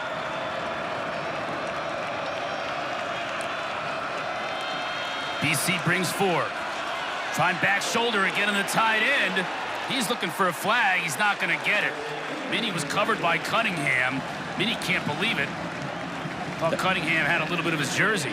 That felt like a lot of contact. And again, inaccurate throw, I think, bails the cornerback out. I think if that's a more accurate throw, this DB's draped all over him. Can't really make I mean, that's a lot of contact. He's got his chest through his right in between the 8 and the 5. I think that easily could have been pass interference, but again, it wasn't the most accurate throw, so the DB gets off the hook. So for the second time, only the second time in this game, Michael Kern comes in to punt it away for Cal.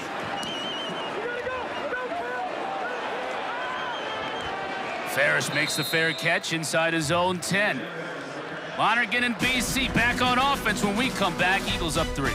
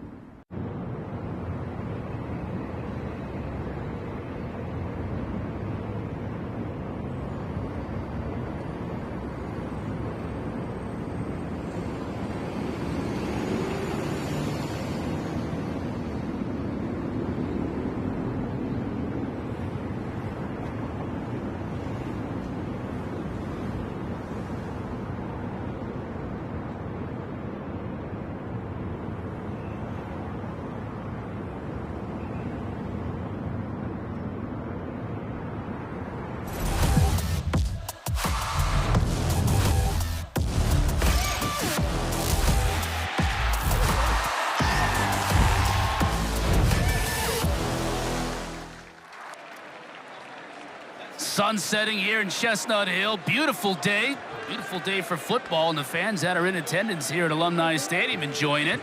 Parents Weekend here at Boston College. We've got a nice section of Cal fans, of course, in the corner, as always, blue and yellow. They've enjoyed what they've seen so far as their team has given the favorite Boston College Eagles all they can handle. Now BC moves back 5 yards. How about this? We had one punt in the entire first half of this game combined. We've had 3 in a row now. Illegal snap by the offense. 5-yard penalty. First down. The defenses are settling in a little bit here. You get that feeling? Totally, yeah. First half was all about offense, kind of trading blows there, and then it really started with that last drive in the first half. The Cal defense felt like they found something. They forced BC to settle for a field goal, and then you said it, Chris, so far in this third quarter, been a defensive struggle.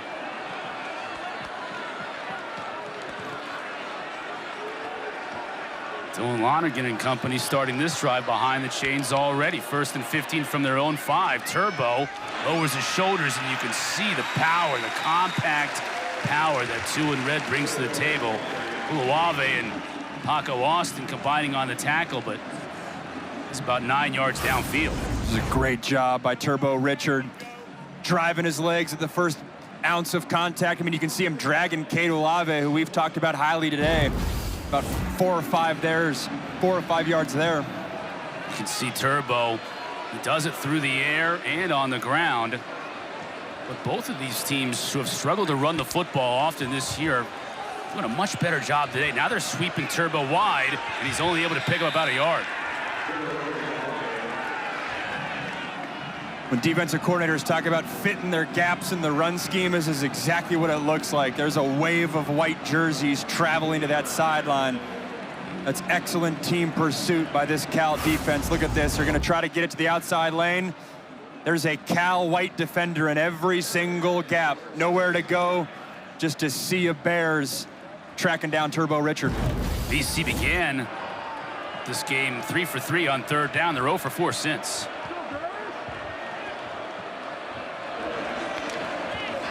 Lonergan to throw. Franklin can't hang on. Pass was a little bit behind him, just out of his reach. BC's going to have to punt. Really the first inaccurate throw we've seen from Dylan Lonergan. He wanted to put on the left shoulder of this receiver away from the defender, but just a little bit too far out there. Good chest match adjustment by Cal, too. They went a lot of zone there for that running back wheel route, forcing that throw, not letting the wheel route beat you, rather than man coverage. First 3 and out of the game for either team.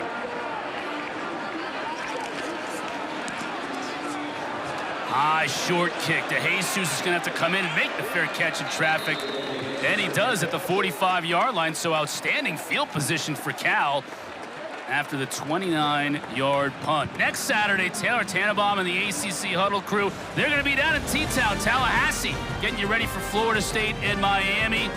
And the rest of Week 6, a 2-hour pregame show begins at 10 o'clock Eastern, right here on the ACC Network and on the app. So Florida State going to have to bounce back after the loss at Virginia last night. It's really the first short field that Cal's had today. I wonder if Brian Harsin takes a shot on this drive. We'll start on the ground. Raphael steps his way through the defense. Good pickup of almost 5 on 1st down. And I say that comment because oftentimes when you're in this part of the field, it's that awkward 4-down territory, getting extra down. But man, this Cal running game has been effective today. Raphael has very much made his impact running the ball.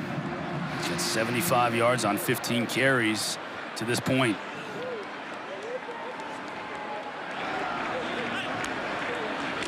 They'll stay with him. Nice job on the tackle on the weak side. That was Anye Wosisi tracked him down. It's good discipline by Wosisi, staying in his gap on an eye candy, jet motion. Again, got a 3rd and 2 for Cal. Had success just feeding the rock to Raphael in the backfield.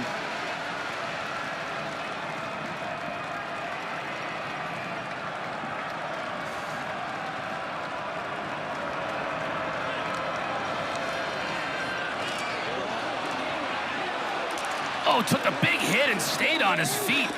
Grizel. Beautifully designed play. I loved having the tight end running out there to give him a block, and then Grizel took the shot and hung on. Yeah, the Dolphins popularized this motion. Little burst motion. You get your receiver who's connected to the offensive line, motioning outwards to get numbers on the outside. Then you have 3 receivers versus the 2 defensive backs for Boston College. It's a numbers advantage and the reason why they picked up that first down.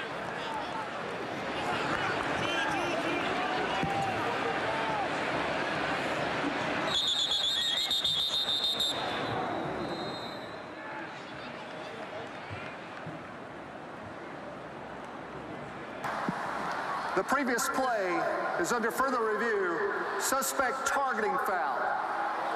We're going to have to take another look at this. I didn't see anything in real time.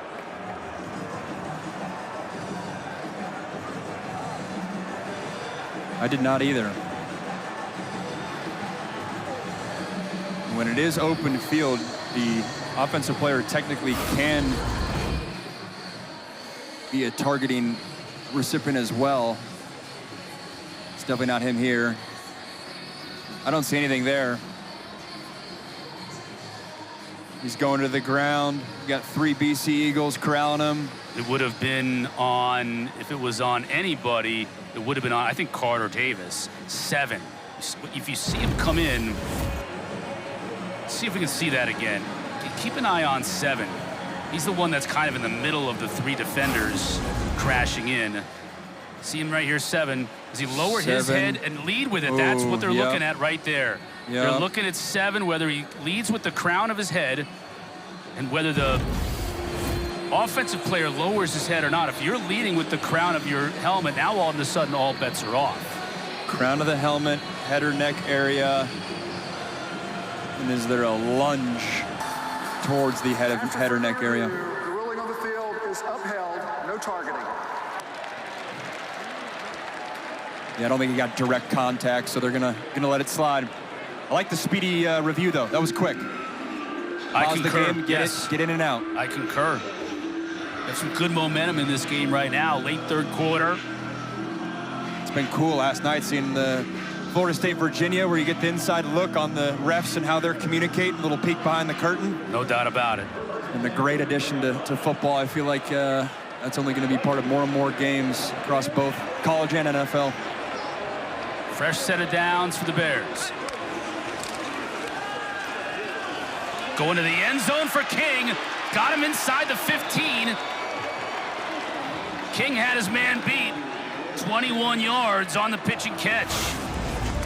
Jordan King's a name we haven't really said, but you got DeJesus running a slant below him, and great job just high pointing the ball. It's been a theme today. JKS has an excellent knack for the touch on the football, layering it there and allowing his players to make a play. 3rd completion of at least 20 yards. Raphael inside the 10.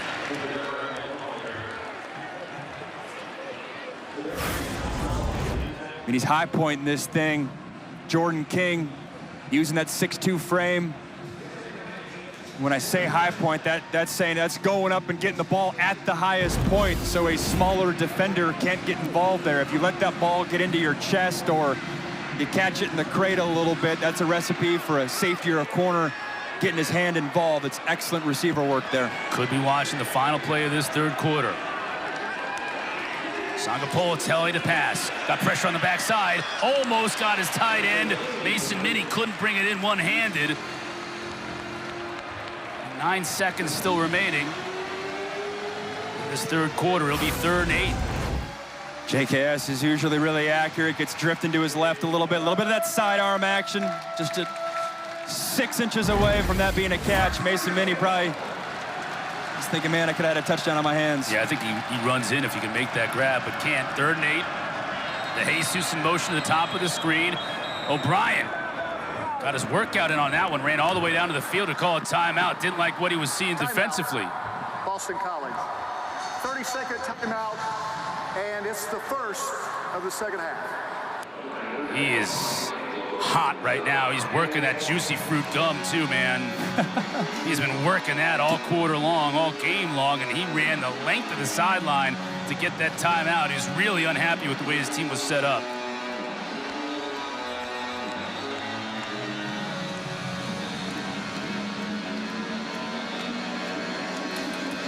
course, part of his career, one of the stops he made was working under Bill Belichick with the Patriots. Had all kinds of success as a quarterbacks coach, offensive coordinator. It was part of the staff that drafted Julian Edelman, and this past week he went to Edelman's Patriot Hall of Fame honor ceremony. Julian Edelman and Bill Parcells, two football greats. 3rd and 8. Could be a free play. No, they blow it dead.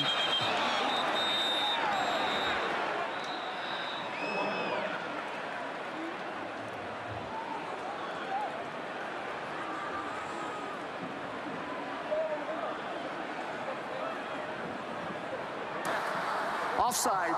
Defense number 15, unabating to the quarterback. 5-yard penalty. 3rd down.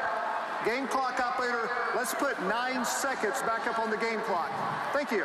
That's a great coaching job by Cal. You come out of a timeout, use a hard count, which means you're going on 2, knowing that it's 3rd down, knowing that BC is going to want to rush the passer. Coming out of timeout, you say, guys, don't move. Let's see if we can draw them off sides, because now it's 3rd and 3 versus 3rd and 8. Night and day difference for the type of play calls you can get to. Raphael trying to sidestep a defender. The pile pushing it as close as they can to the goal line. Didn't get in. But it's really how close he is to picking up the 1st down. And we're going to have to wait until the other side to find out. End of the 3rd quarter here in Chestnut Hill. Of the 3rd quarter.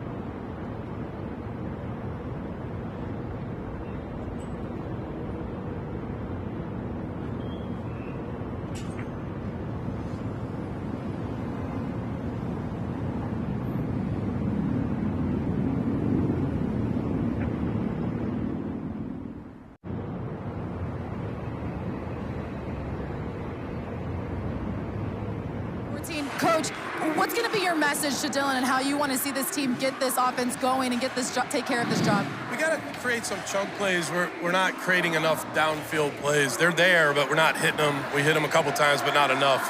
All right, thank you.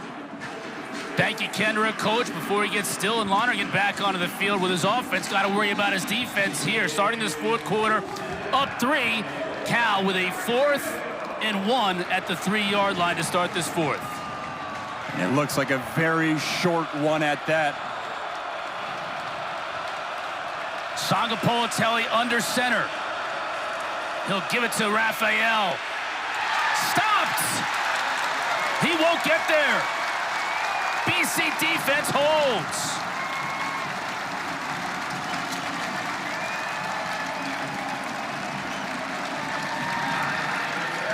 The BC defense bowing up in a big way.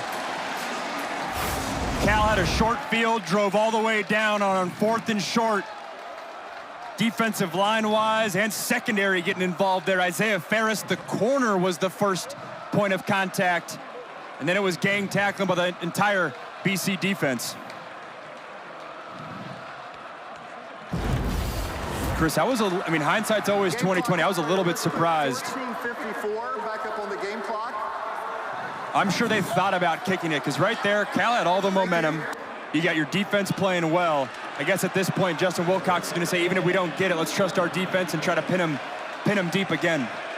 Because now Lonergan has taken the shotgun snap in his own end zone. That's where he hands it off to Turbo. Stays on his feet. Yep. Flag down behind the play. Turbo got it all the way out to the 17, but let's check that marker. Luke Farrelly made the tackle. Offensive holding, number 65. The penalty is half the distance to the goal line. First down. Yeah, you did not want that to occur in the end zone. Otherwise, that would have been a safety, but it was outside. Still half the distance, and it negates a great run on first down. Yeah, that run was not supposed to leak out to the left side, so unfortunately Logan Taylor, playing that left tackle spot, was blocking the leverage of the defender one way, and then his running back unexpectedly cut back the other, and he got caught red-handed with the holding. BC coming into this game, only 14 penalties through their first 3 games. They got 10 today. And now they're in a jam. Again to Turbo. Just trying to get him out of trouble here. Gets it to the 6. Kiana Ina on the tackle, and a little post whistle, pushing and shoving. No harm done. Little acting job from Logan Taylor. I can respect it, trying to get a 15-yarder for your squad. Except I don't think a little corner is pushing him down like that. See at the end of this run right here, a little pushing and shoving. Just outside the frame there. Yep, and you can see Logan Taylor fall into the frame. Good no call. Lonergan's going to throw from his own end zone. Dangerously intercepted. It's Massis with his 4th on the year, and he gets it all the way down to the 2. Zeke Massis leads the country in interceptions. That's his 4th. And he puts the Golden Bears in a golden spot. What a play by Masses, and it's right around the same area of the field that JKS's interception happened, where BC got him. This time it's Cal jumping on a dig route, a little bit late across the middle. Zeke Masses right in his hip pocket, undercuts it, switches the ball to the other end, and seeing why they love him. You said it, Chris. His 4th interception on the season, 6'1", 185, a transfer that's made a big impact for this defense. The give to Raphael. Probing.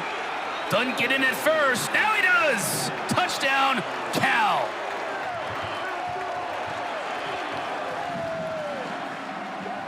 And much to the delight of their fans clad in blue and yellow in the corner, they've taken their first lead of the day here early in the 4th quarter.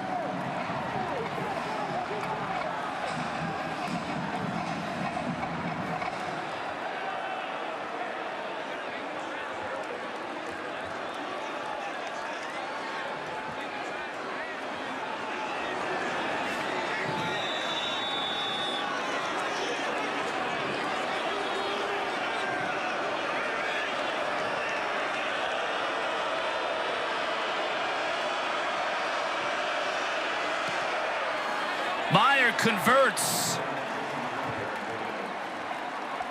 Cal was sleepwalking through the first part of this game. They were down 14-0. They fought hard offensively, defensively, special teams. Masses with his 4th pick on the year. And Raphael finishes it off.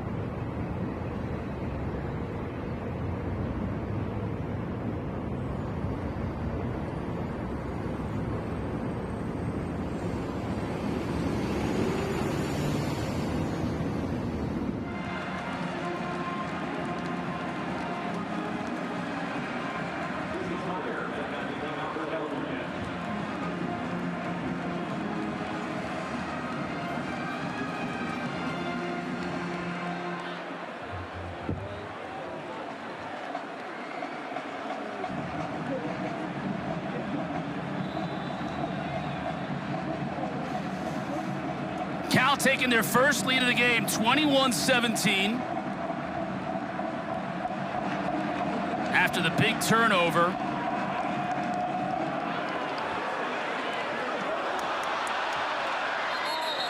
And that ball picked up at the 29. That's where BC will take over. Zeke Massis, his 4th interception of the year, leads the country. He takes over for a guy in Noel Williams, who led the country last year with 7 picks on the year, part of 4 players drafted off this defense into the NFL. Williams is having a great start to his career with the Chiefs. And Noel Williams had about 7 picks through 2 months of football last year, and then they started throwing the other way and didn't really have much in November. But I mentioned it earlier, this is a defense that somewhat flies under the radar, but they're putting guys into the league, and especially at the secondary spot, safety and corner this past year, doing a lot of good things. Richard, watch out here. It's going to be a foot race. And he stays on his feet for the score. 71 yards. And the Cal lead was short-lived.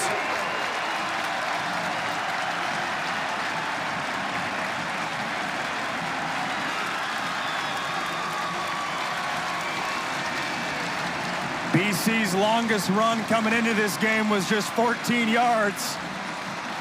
That's going to for sure be the longest run after this. Bill O'Brien was talking explosive plays. He was alluding to it being a pass game thing. Well, when all you have to do is hand the rock off and get explosive plays that way, it's going to make the whole offense happy.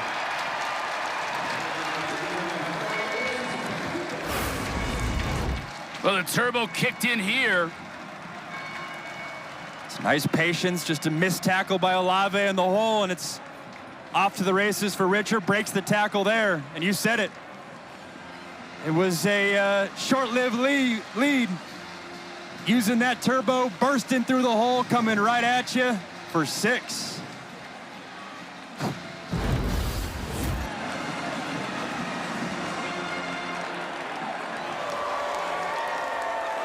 Struggled mightily in their first 3 games of the year, getting the running game going. Now, offensive coordinator Will Lawing told us earlier in the week that was top of mind to flip that script. They certainly have today, coming in just over 73 yards over their first 3 games per game. And it's just got to be part of their identity, too. BC's always going to have big physical offensive linemen, big physical backs. Not necessarily going to be a team that's going to be a space team. Got to get the run game going. DeJesus, can he answer? Forced out of bounds at the 22.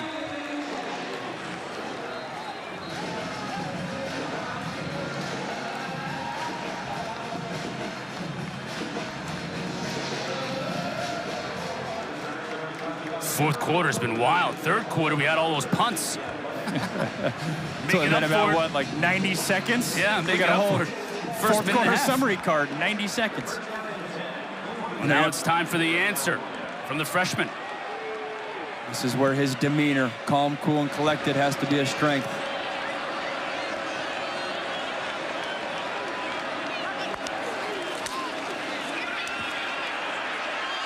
Batted up in the air, incomplete. Faber Bate got a hand on it. Bate looks like a man on a mission there. Yeah, and it's tough for a left-handed quarterback to roll to your right because you got to twist your hips like he's doing right there. You can't stay on the run as easily. But credit Bate being that edge rusher right in his face, knowing that's what they like to do. BC, a lot of different edge rushers that they're playing, especially after this bye week when some young guys popped.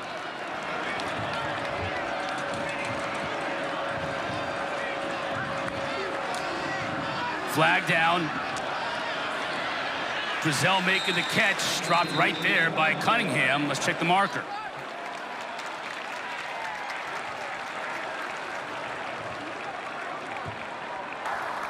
Illegal formation by the offense. 5 players in the backfield. 5-yard penalty, 2nd down.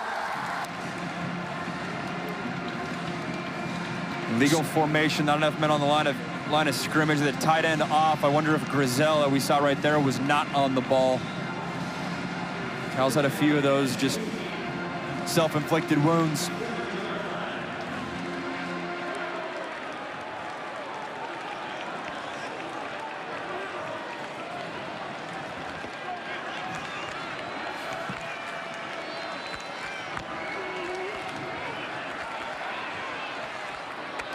Grizel making that catch. Spun down at the 27 by Ferris.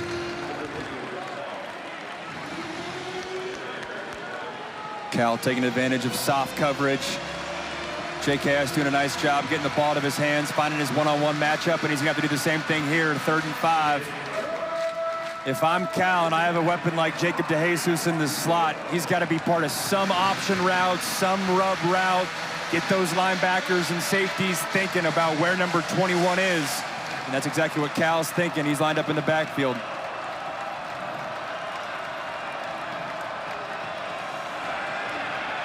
Trying to get it to him. Contact, and the flag comes out.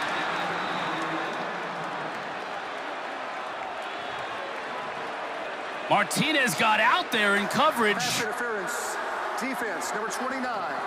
The ball will be placed at the spot of the foul. Automatic 1st down. He got there, just a contact before the ball got there. He didn't get his eyes back either. BC doesn't like the call. There was a little bit of a push, and the push was exaggerated because DeJesus jumped, so he had no weight on the ground. It's a bang-bang call, but I do think it's a good call. DeJesus is going to jump, so the push looks worse than it actually is. Again, I want to sound like a broken record, but again, an accurate back shoulder throw is forcing the DB to get his head around. If he doesn't and makes contact, you're going to get that call every time. That pass low, incomplete, was forward.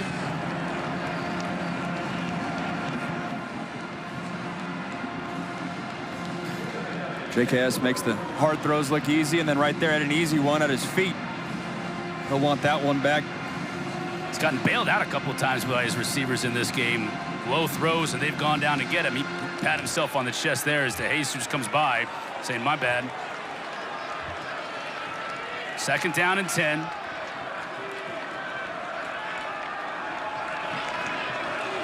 They'll keep it on the ground. Raphael dancing his way to open territory inside of BC territory. Tackled at the 48. Davison Cunningham making the stop, but 18 yards downfield. It's an excellent job by Raphael, just picking his way through that defensive line, quickly getting up on the second level linebackers, making that first guy miss, and then he just slithers his way through there.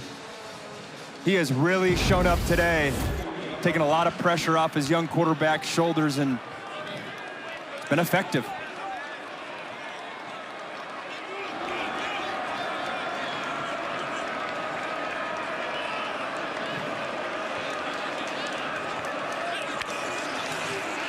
BC brings pressure up the middle. Picked up. Almost a sensational catch by Grizel. Cunningham in coverage, but Grizel just a little bit out of bounds. Couldn't bring it in. It's been their favorite route. That little jump ball. Been saying the term high point a lot. Trust your big body receiver just a little bit too far outside his frame. Those corners now are very much playing that vertical route, trying to squeeze the receiver against the sideline. I wonder if they counter that with some sort of in-breaking route off of that. Pressure off the edge. Great catch. Looks like DeJesus is going to be just shy of that 1st down. Good job by JKS getting the ball out of his hands quickly.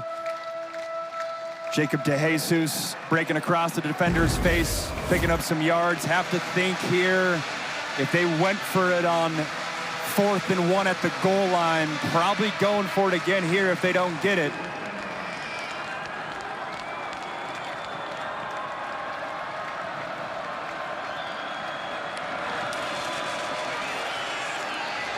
They'll get it.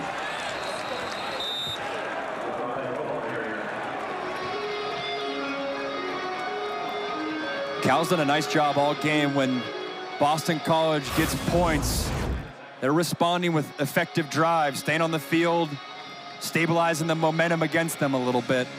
It's a good push right there. Again, LJ Johnson's he's that bigger back, short yardage scenarios.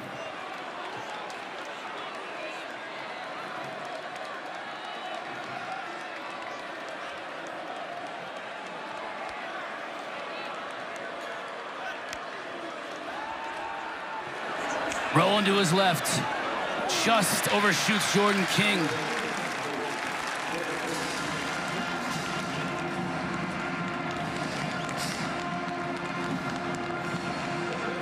He's going to want that one back. That was a poor throw right here. They motioned Jordan King back and forth to show that it was man coverage. They're dialing up 4 in the slot, and just an inaccurate throw. JKS has been hit a couple times in these recent drives. Wonder if that pressure's getting to him a little bit.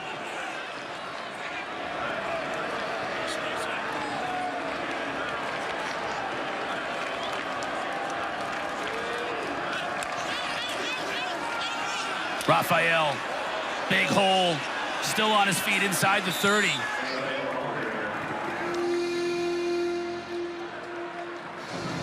He's gone over 100 yards. And when that interior of the offensive line's working, it's a luxury, because Boston College is standing up a lot of defenders trying to confuse the young quarterback, but when you can hand it off to number 1 and he's picking up gains, it's awfully effective. And have to think that's got to be the mindset again here on 3rd and short.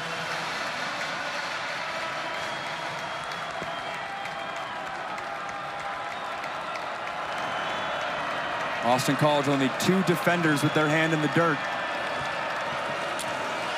Pressure. Sangapolatele will keep it, pick up what he can. It's going to be right by the marker. It's going to be a little shy. Yeah, it's a little bit of a rookie mistake, too. As a quarterback, you're always taught when you're going out of bounds, stretch the ball out a little bit. Give yourself that extra 2 feet, because that 2 feet very well could be the difference. It was on this spot.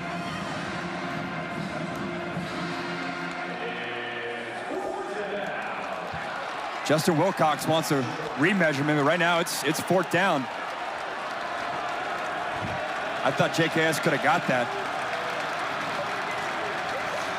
Sanga Politelli's trying to get it himself. He didn't get much. He didn't need much. Let's see where they mark it. The linesman's coming in. He didn't need much at all. The linesman on the top of the field looked like a better spot than the bottom. Boston College is celebrating because they stuffed him, but he really only needed like a foot. If that.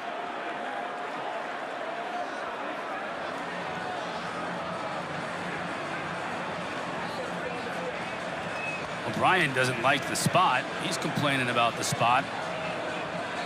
Now for what used to be a regular occurrence and almost never happens anymore, they're bringing the chains out.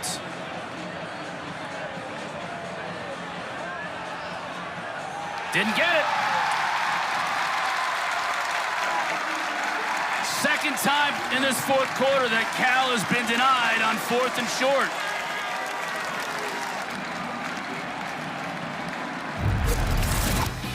Defenses have been bowing their backs all second half long. The Eagles continue that trend.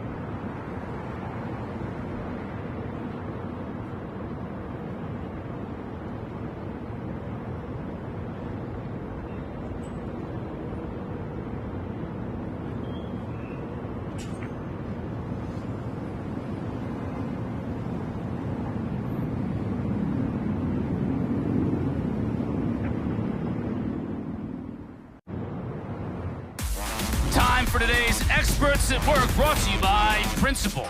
We've been talking about the quarterbacks all day for BC. Dylan Lonergan done some good things early on in that first quarter, getting the ball out of his hands quickly, getting into the hands of his playmakers. His legs got involved for the first touchdown of this game.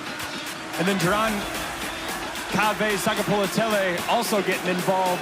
The high point throws, getting his playmakers the rock, and then the touchdown pass here to Jacob DeJesus, the speedy slot. This was really the one mistake that Lonergan made. JKS had an interception too. But then right after this, which ultimately set up a Cal scoring drive, his buddy Turbo Richard went for a home run shot, run for BC to again take the lead in this ball game. BC taking over here after the defense stuffed Cal's offense. Lonergan just 3 of 6 for 29 yards in that pick you saw in the second half. Only 4 first downs for this offense for the entire second half. It's really been that Turbo Richard run that got him the lead back, but that's been almost all of their offense here in the second half. Really feels like it's going to come down to big plays and turnovers, which is the case at every level of football, but that's been the story of this game. Back and forth, both offenses doing some good things, both defenses doing some good things, but who can pop that big play and ultimately prevent the catastrophic turnover?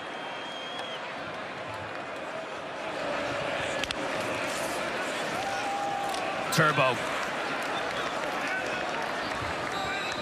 Shy of the first down by about 1.5 yards.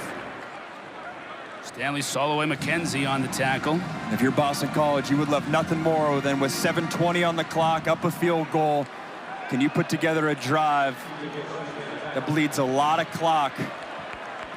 Obviously, you want points as well, but not preventing the 3 and out is critical here. Up to 168, up at 170 yards rushing on the day. They need another 1.5 yards here to keep this drive going. Turbo. He'll pick it up.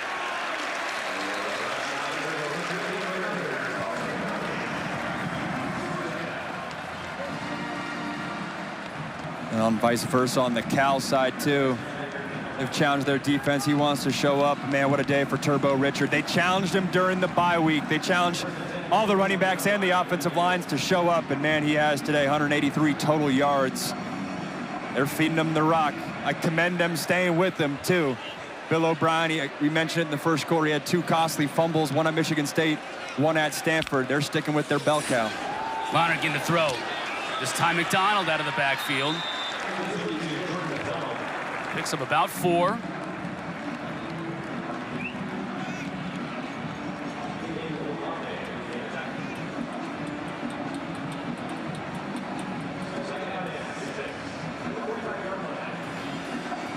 Clock is just ticking down now inside of 6. Your Cal and your defense got to come up with the big play. Whether it's a pressure, force a bad decision by Lonergan, trying to stripped the ball out, cause a fumble. McDonald cuts it back inside, falls forward. It's a big 3rd down and 3 coming up. Josiah Wagner on the tackle. This is where this Cal defensive line has to show up big. They've been challenged as well. We mentioned Boston College's offensive line being challenged. But can Cal find a way to fit their gaps, stuff the run, and if it is a pass, get some pass rush?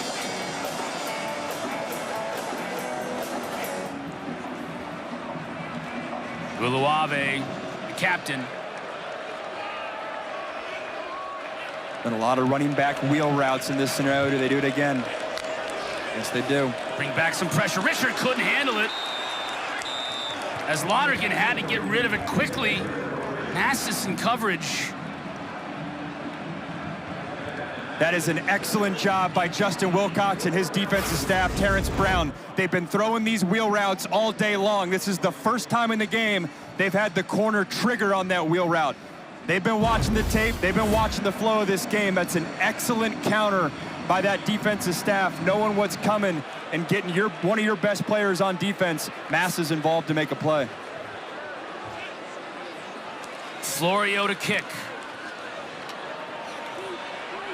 The Jesus with the fair catch at the 12 makes it.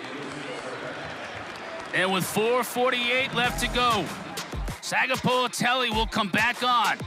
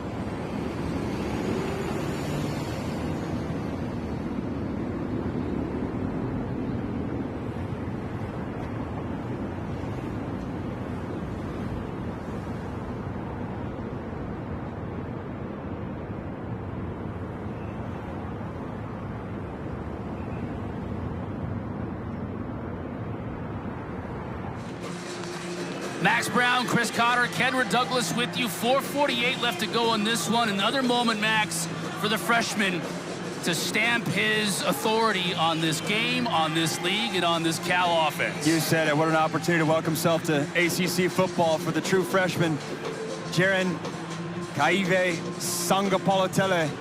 Opportunity to lead his team down by 3. The mindset's just got to be get completions. Don't have to get it all back in once.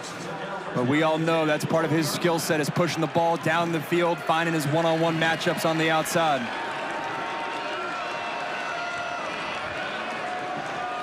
DeJesus in motion. The slot in the top of the field. Sangapolotele over the middle, hits King. Takes what the defense gives him. That's 10 yards and a first down. I really like King. We hadn't really talked much about him going into the game, but he's a bigger body receiver. I mean, right there, they were lining him up as a really H-back tight end type of position. Can do the slot as well. These weapons for Cal, I think coming out of this game, they learned a lot about their receiver unit.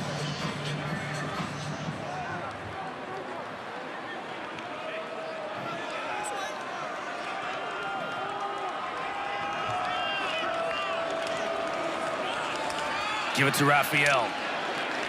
Picks up a couple of tough yards. Max, you got to think also, this is a time that, you know, the reason why you brought in Brian Harsin to be your offensive coordinator has to come into play here as well. You got the freshman quarterback, but you got somebody in Harsin that you really feel like can make the right calls down the field. We've seen that today. He's made some strategic moves. Now late in the game, you know the tendencies of the defense. Any of those plays where maybe you were setting up double moves or anything like that, this is where you empty the clip. Sangapolotele to throw. Gets it to King again, met immediately by the defender. TJ Green, true freshman quarterback, true freshman nickelback, making the tackle. Third down here, have to think. You got 3 timeouts, so maybe you punt it and trust your defense here, but to me, DeJesus has to be part of your scheme. Top of your screen. He's by himself this time with only a tight end. And of course, they motion him to the other side. Get that defense thinking.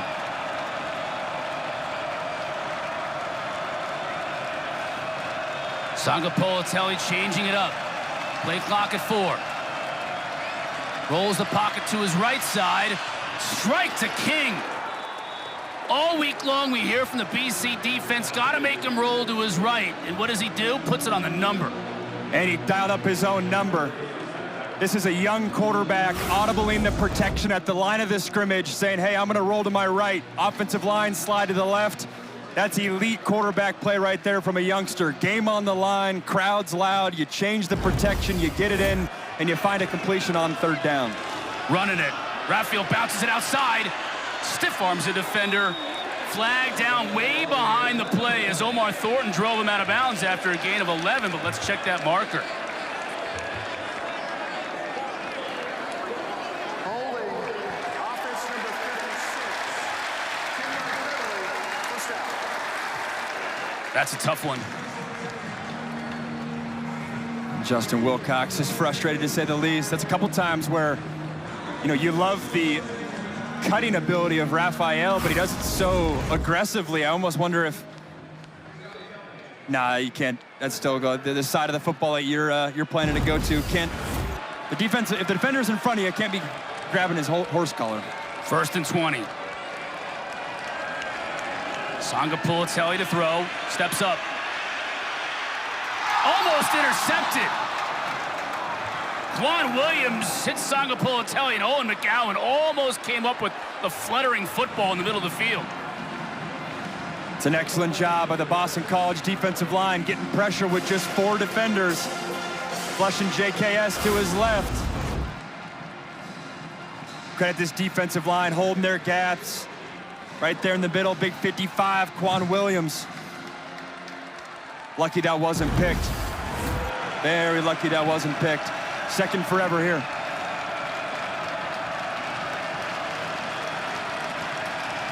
King in motion.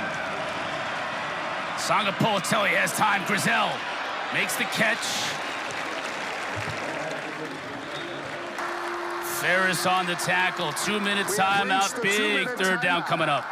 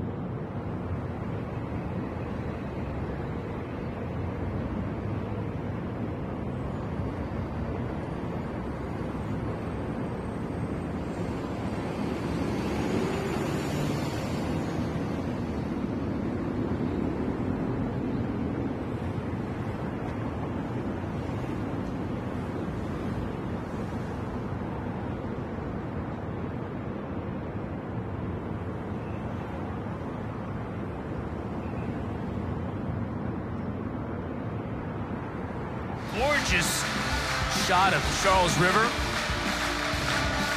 Boston, beautiful night, sunset. We got a beautiful finish to a football game here. Cal hopes they can extend this drive. It's obviously 4-down territory coming out of the 2-minute timeout, but it's 3rd and 11 here.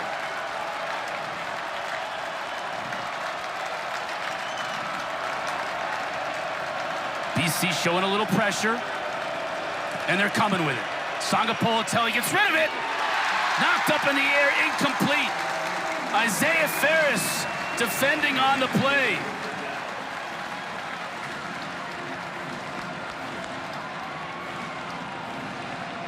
They put Ferris on an island, one-on-one. Grizel's had the better side of that matchup, feels like most of today.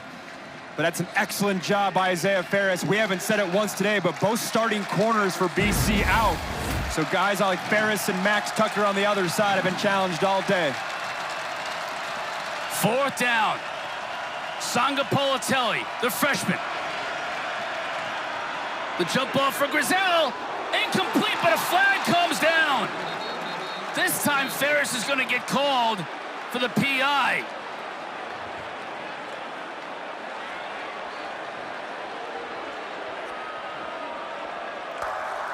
Pass interference, defense, number 15. 15-yard penalty, automatic, first down. Riley Johnson saying 15, but it was Ferris.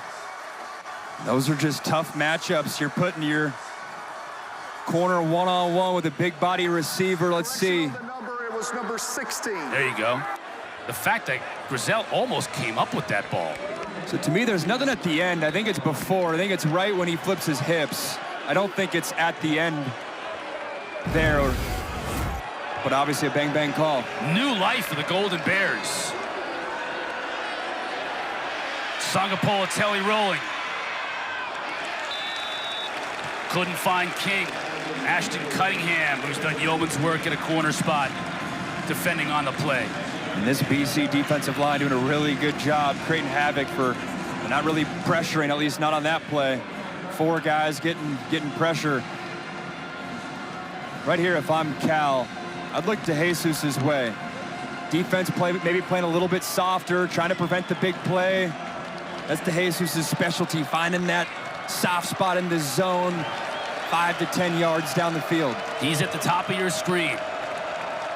Drizel on the bottom. Sangapolatelli. He can run if he wants. Throws downfield. Has his tight end in mini. Inside the 10. He'll score.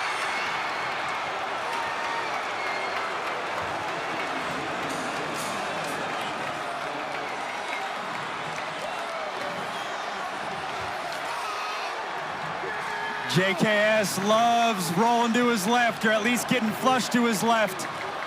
That is an excellent job by a young player, keeping his eyes downfield, finding his tight end. And Mason Minnie, the transfer from Idaho, getting in the end zone to put the Bears up.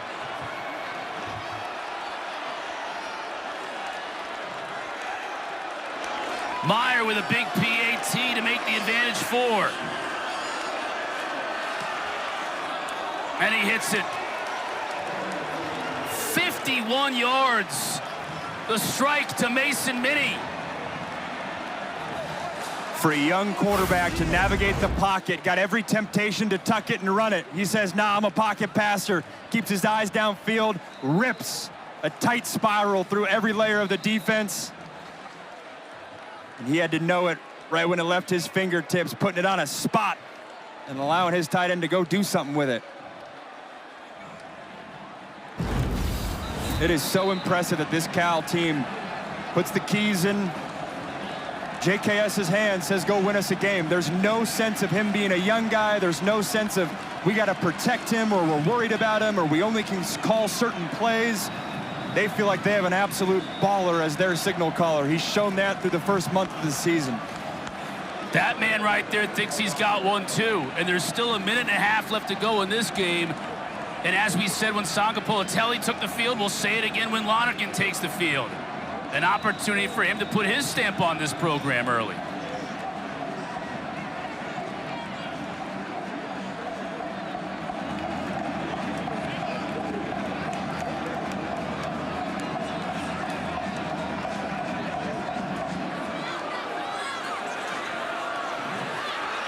Short man takes the kick.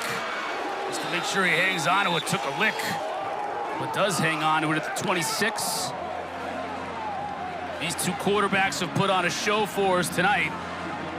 It's Lonergan's turn here in the second half. He's just 4 for 8 for 33 yards in that pick. He can flip that script around here in the next minute and a half. And it definitely feels like, I know the stats right there don't necessarily look as pretty, but it feels like Lonergan's played really well today. Hasn't had the long touchdown, but has operated the offense well, and he's got an opportunity right here. Minute 30, 2 timeouts. A lot of the same mindset that JKS had applies to him here. Just get the first completion, take what the defense gives you. Turbo Richards had the huge game in the backfield. Lonergan, Bond. Lonergan's gonna throw it to his man. 11 in red, being checked by Zeke Massis, and he comes down with it. And we haven't called Lewis Bond's name a lot in this second half. That was an absolute dart right there. That was an excellent throw by Lonergan. I thought he had someone open underneath, could have got him. Forced issue to his playmaker. Flag down, we had movement for Boston College. That's Bond's first target in the second half. You're right about that. Hadn't mentioned him at all.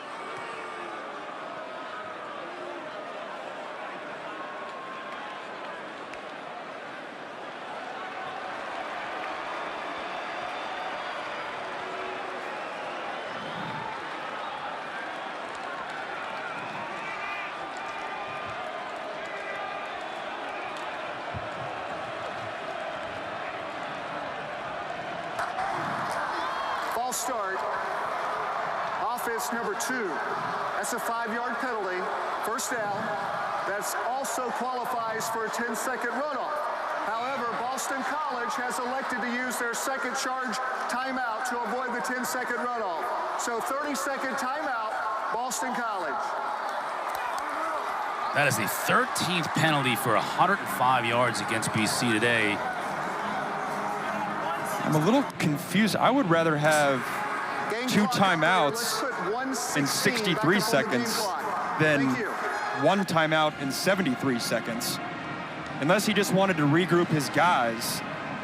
That, to me, doesn't make sense. That must be it. He wants to regroup his guys. Must feel like they're disoriented after that penalty, not getting lined up. I'm just impressed with the math. Those 3 degrees you've got hanging on the wall. Right after I said that last week, I had my college group chat, like, nice flex, Max. I was like, I wasn't flexing. Cotter teed it up for me. I'm no brainiac. I just was in college year-round for 5 years at 2 different schools. You just show up to class and get a degree at the end of the day. And at the end of this day, it's 1 timeout right now. And we'll be back at Pitt next week, too. It'll be a little bit of a homecoming. We will. We'll have BC at Pitt next week. BC hoping to get back in the win column before we get into the Steel City. Lonergan, tight end, watch out here. Took a big hit. Held on to the ball, but didn't make much of a gain. Wagner on the hit. And that was a big hit because it keeps the clock rolling.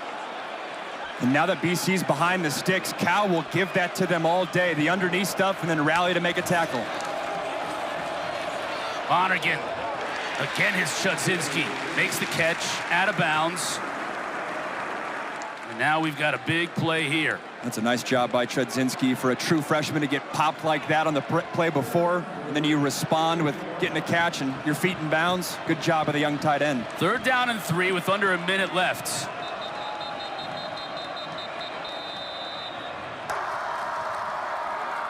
The previous play of a completed catch is under further review. They're going to make sure that Kalen Chudzinski wasn't bobbling it when he went out of bounds. I was hyping up the youngster, and then at first glance, that looks like that left toe is on the white. Maybe the toe, yes. He didn't bobble it, but that toe right there, that's got some white. Those size 15 or 16 cleats not working to his advantage. Yeah, that looks, you can clearly see the color of his toe on that white line. If it's reversed, it's going to be a huge call in this game because you go from 3rd and 3 to 3rd and, is it 13? You're always taught as a receiver or a tight end when you're by the sideline to kill your feet, as they call it. Don't extend them out. Have them die. You'll fall down as a result, but it'll make sure your feet are behind you and in bounds. Our referee today, Riley Johnson, who has been busy.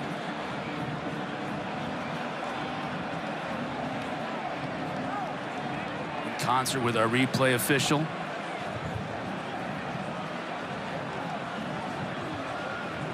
Ruling on the field was a completed pass. Looked like to us, as we saw the replay, that Chudzinski's left foot hit the chalk. There was the bang-bang play on whatever this call ends up being, and the bang-bang spot for JKS by the 1st down early on in this 4th quarter.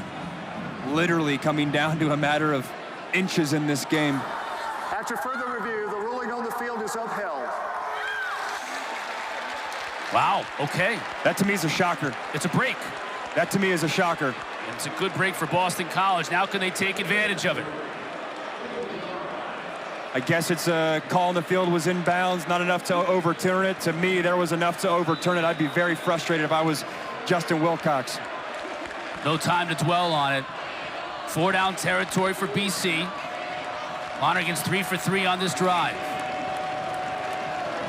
They'll bring Turbo back into the backfield, and now a flag.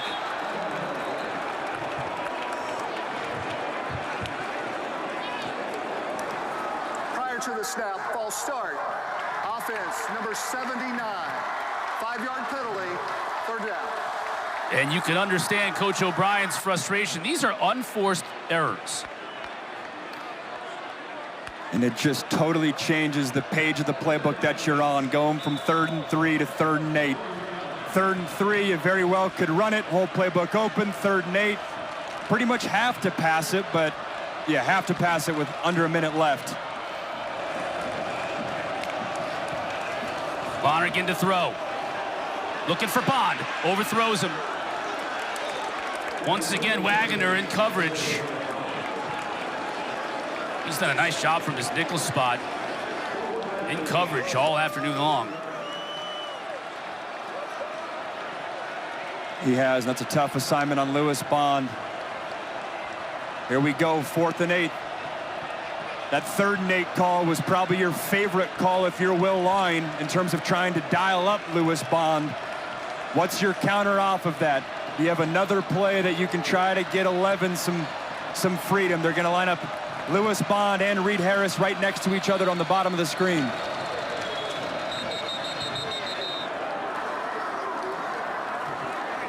Second timeout. Cal. First of the half. Justin Wilcox wants to talk things over with his defense. Terrence Brown, co-DC defensive backs coach. Fixa Odo, also co-DC, the linebackers coach on this team. So Odo is down on the field. Brown is up in the booth. Here you see Coach Brown far right. Makes the defensive calls.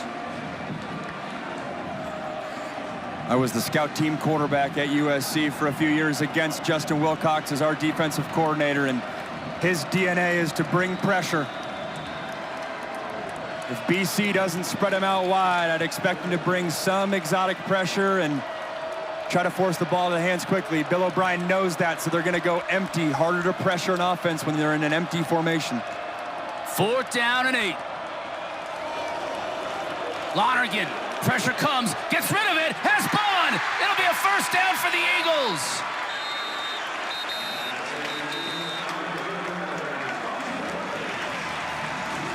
That is an excellent job by Dylan Lonergan. Game on the line, you hang in the pocket, you find your playmaker, get the ball out of your hands with an accurate throw.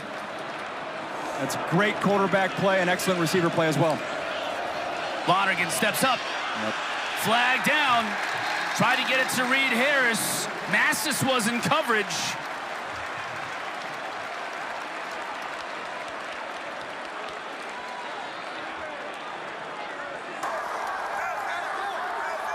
Pass interference, defense, number 5. Ball was placed at the spot of the foul.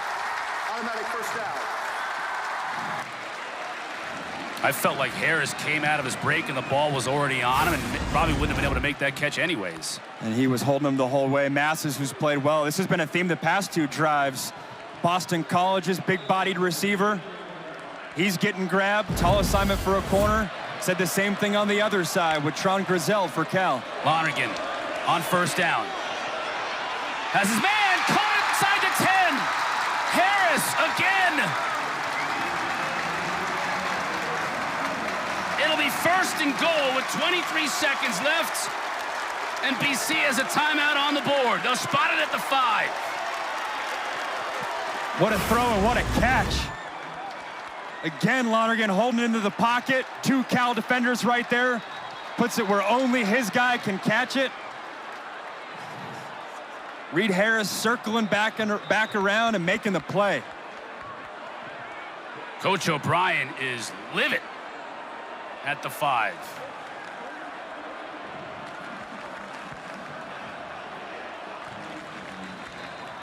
Game clock operator, let's put 23 seconds back up on the game clock and start it on the snap of the football. BC's got the 1 timeout. Lonergan 5 for 6 for 68 yards on this drive. Take another look at this catch too. Reed Harris, excellent job coming down with that thing. Check that, going right to the play. Clock will start on the snap. BC's got the 1 timeout. Turbo's in the backfield with Lonergan. Lonergan to throw. Looking to the end zone. Incomplete. Harris had it. He couldn't hold the catch through the ground as Olave was in coverage. He had it, hit the ground, the ball popped up. That's close. It was Cam Sidney who kind of ignored the football and just put a hit straight on Reed Harris.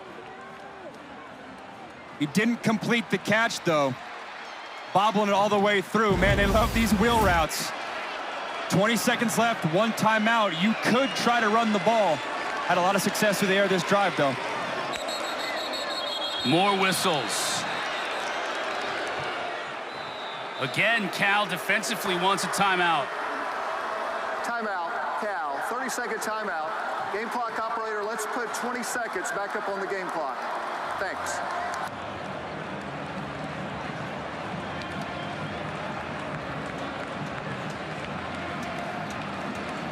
So if you're in Lonergan, there's no rush. You got 1 timeout. You obviously don't want to take a stack. That would be the worst case scenario. But you don't have to rush in terms of getting the ball out of your hands quickly. You're just playing normal football here. BC started this drive on their own 25 with 1:26 remaining. They've used 1 timeout on the drive. They still have 1 in the bank. And Kenra's interview with Coach O'Brien was so much about the chunk plays down the field. Those have showed up in this last drive. You got Bond and Harris together on the top of your screen. Bond in motion. Lonergan looking his way. Over the middle. Intercepted! Picked off by Luke Farrelly.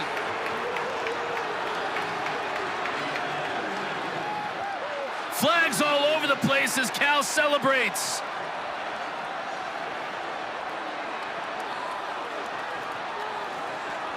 They've been talking about the consistent improvement of this young man all off season. Cade Olave gets a lot of the headlines. Luke Farrelly reading the QB's eyes, stepping in front of that passing lane and coming up with a huge pick.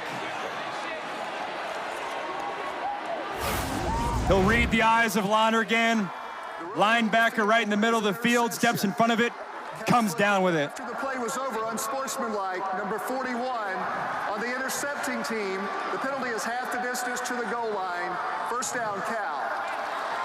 That'll be a 1-yard penalty as Farrelly chucked the pigskin. And that is number 41's first unsportsmanlike conduct foul of the game. What a great moment for him, too. This Cal defense brought in linebackers to compete with him. Taggart from BYU, Boom Jock from Colorado State, but the redshirt freshman who's really coming along, homegrown guy, beat those guys out. And we're also seeing why that penalty was catastrophic. You would normally knee it, can't do that here. Sangapolitelli really get moving on the Cal offensive line. We'll move it an inch or so closer. Offense, number 55. Penalty is half the distance to the goal line. Still first down. So you can't take a knee. A safety doesn't lose you this ball game. What does lose you this ball game is a botched exchange and a potential touchdown for BC. That's your biggest concern right here. Make sure you get this snap. I would imagine you do a quarterback sneak, and that defensive tackle, I'm doing whatever I can to dislodge that snap. More movement. False start. Offense, number 54. Half the distance to the goal line. Still first down. Move it another inch closer to the goal line. I'm sure those defensive linemen are barking, all hugged up in the A gap. Got to get this clean exchange. I've never seen an offensive line. All guys are in the end zone.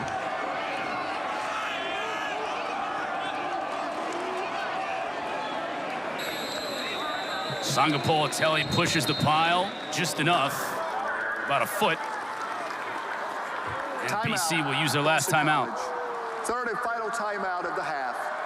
Game clock operator, let's put 12 seconds back up on the game clock. Thank you. I would imagine a lot of head coaches around the country are clipping this play about understanding football to not have that 15-yard penalty, as you're seeing JKS hobble a little bit here. You don't want that.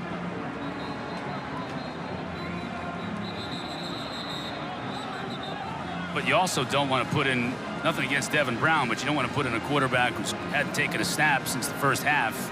Yep. And just one snap at that in the game in this moment under center. So Sangapolitelli will come back in, can handle this one snap, It'll be a huge road win for Cal.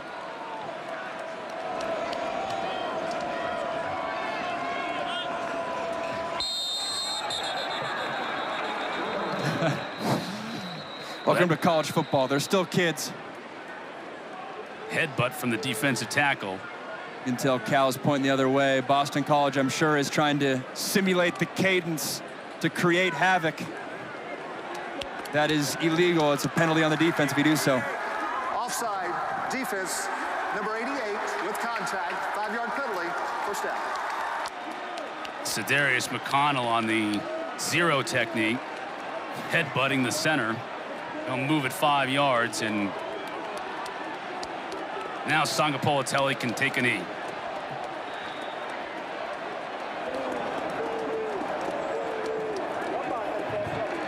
What a game, back and forth.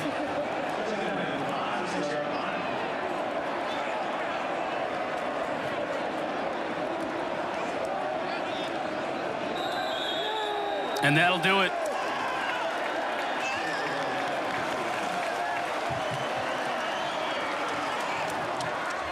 What a game. Saw a little bit of everything.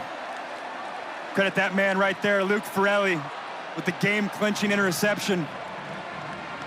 And Justin Wilcox, after a tough loss last week for San Diego State. They were getting national headlines. They were 3-0, felt like they should enter conference play 4-0.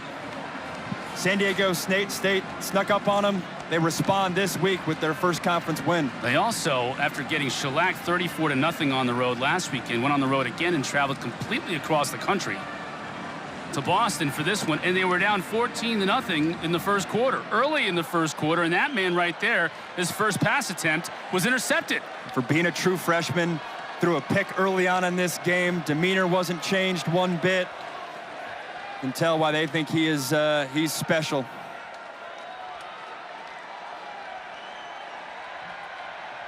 Jaron Chiave Sangapolitelli standing by with Kendra Douglas on from the field.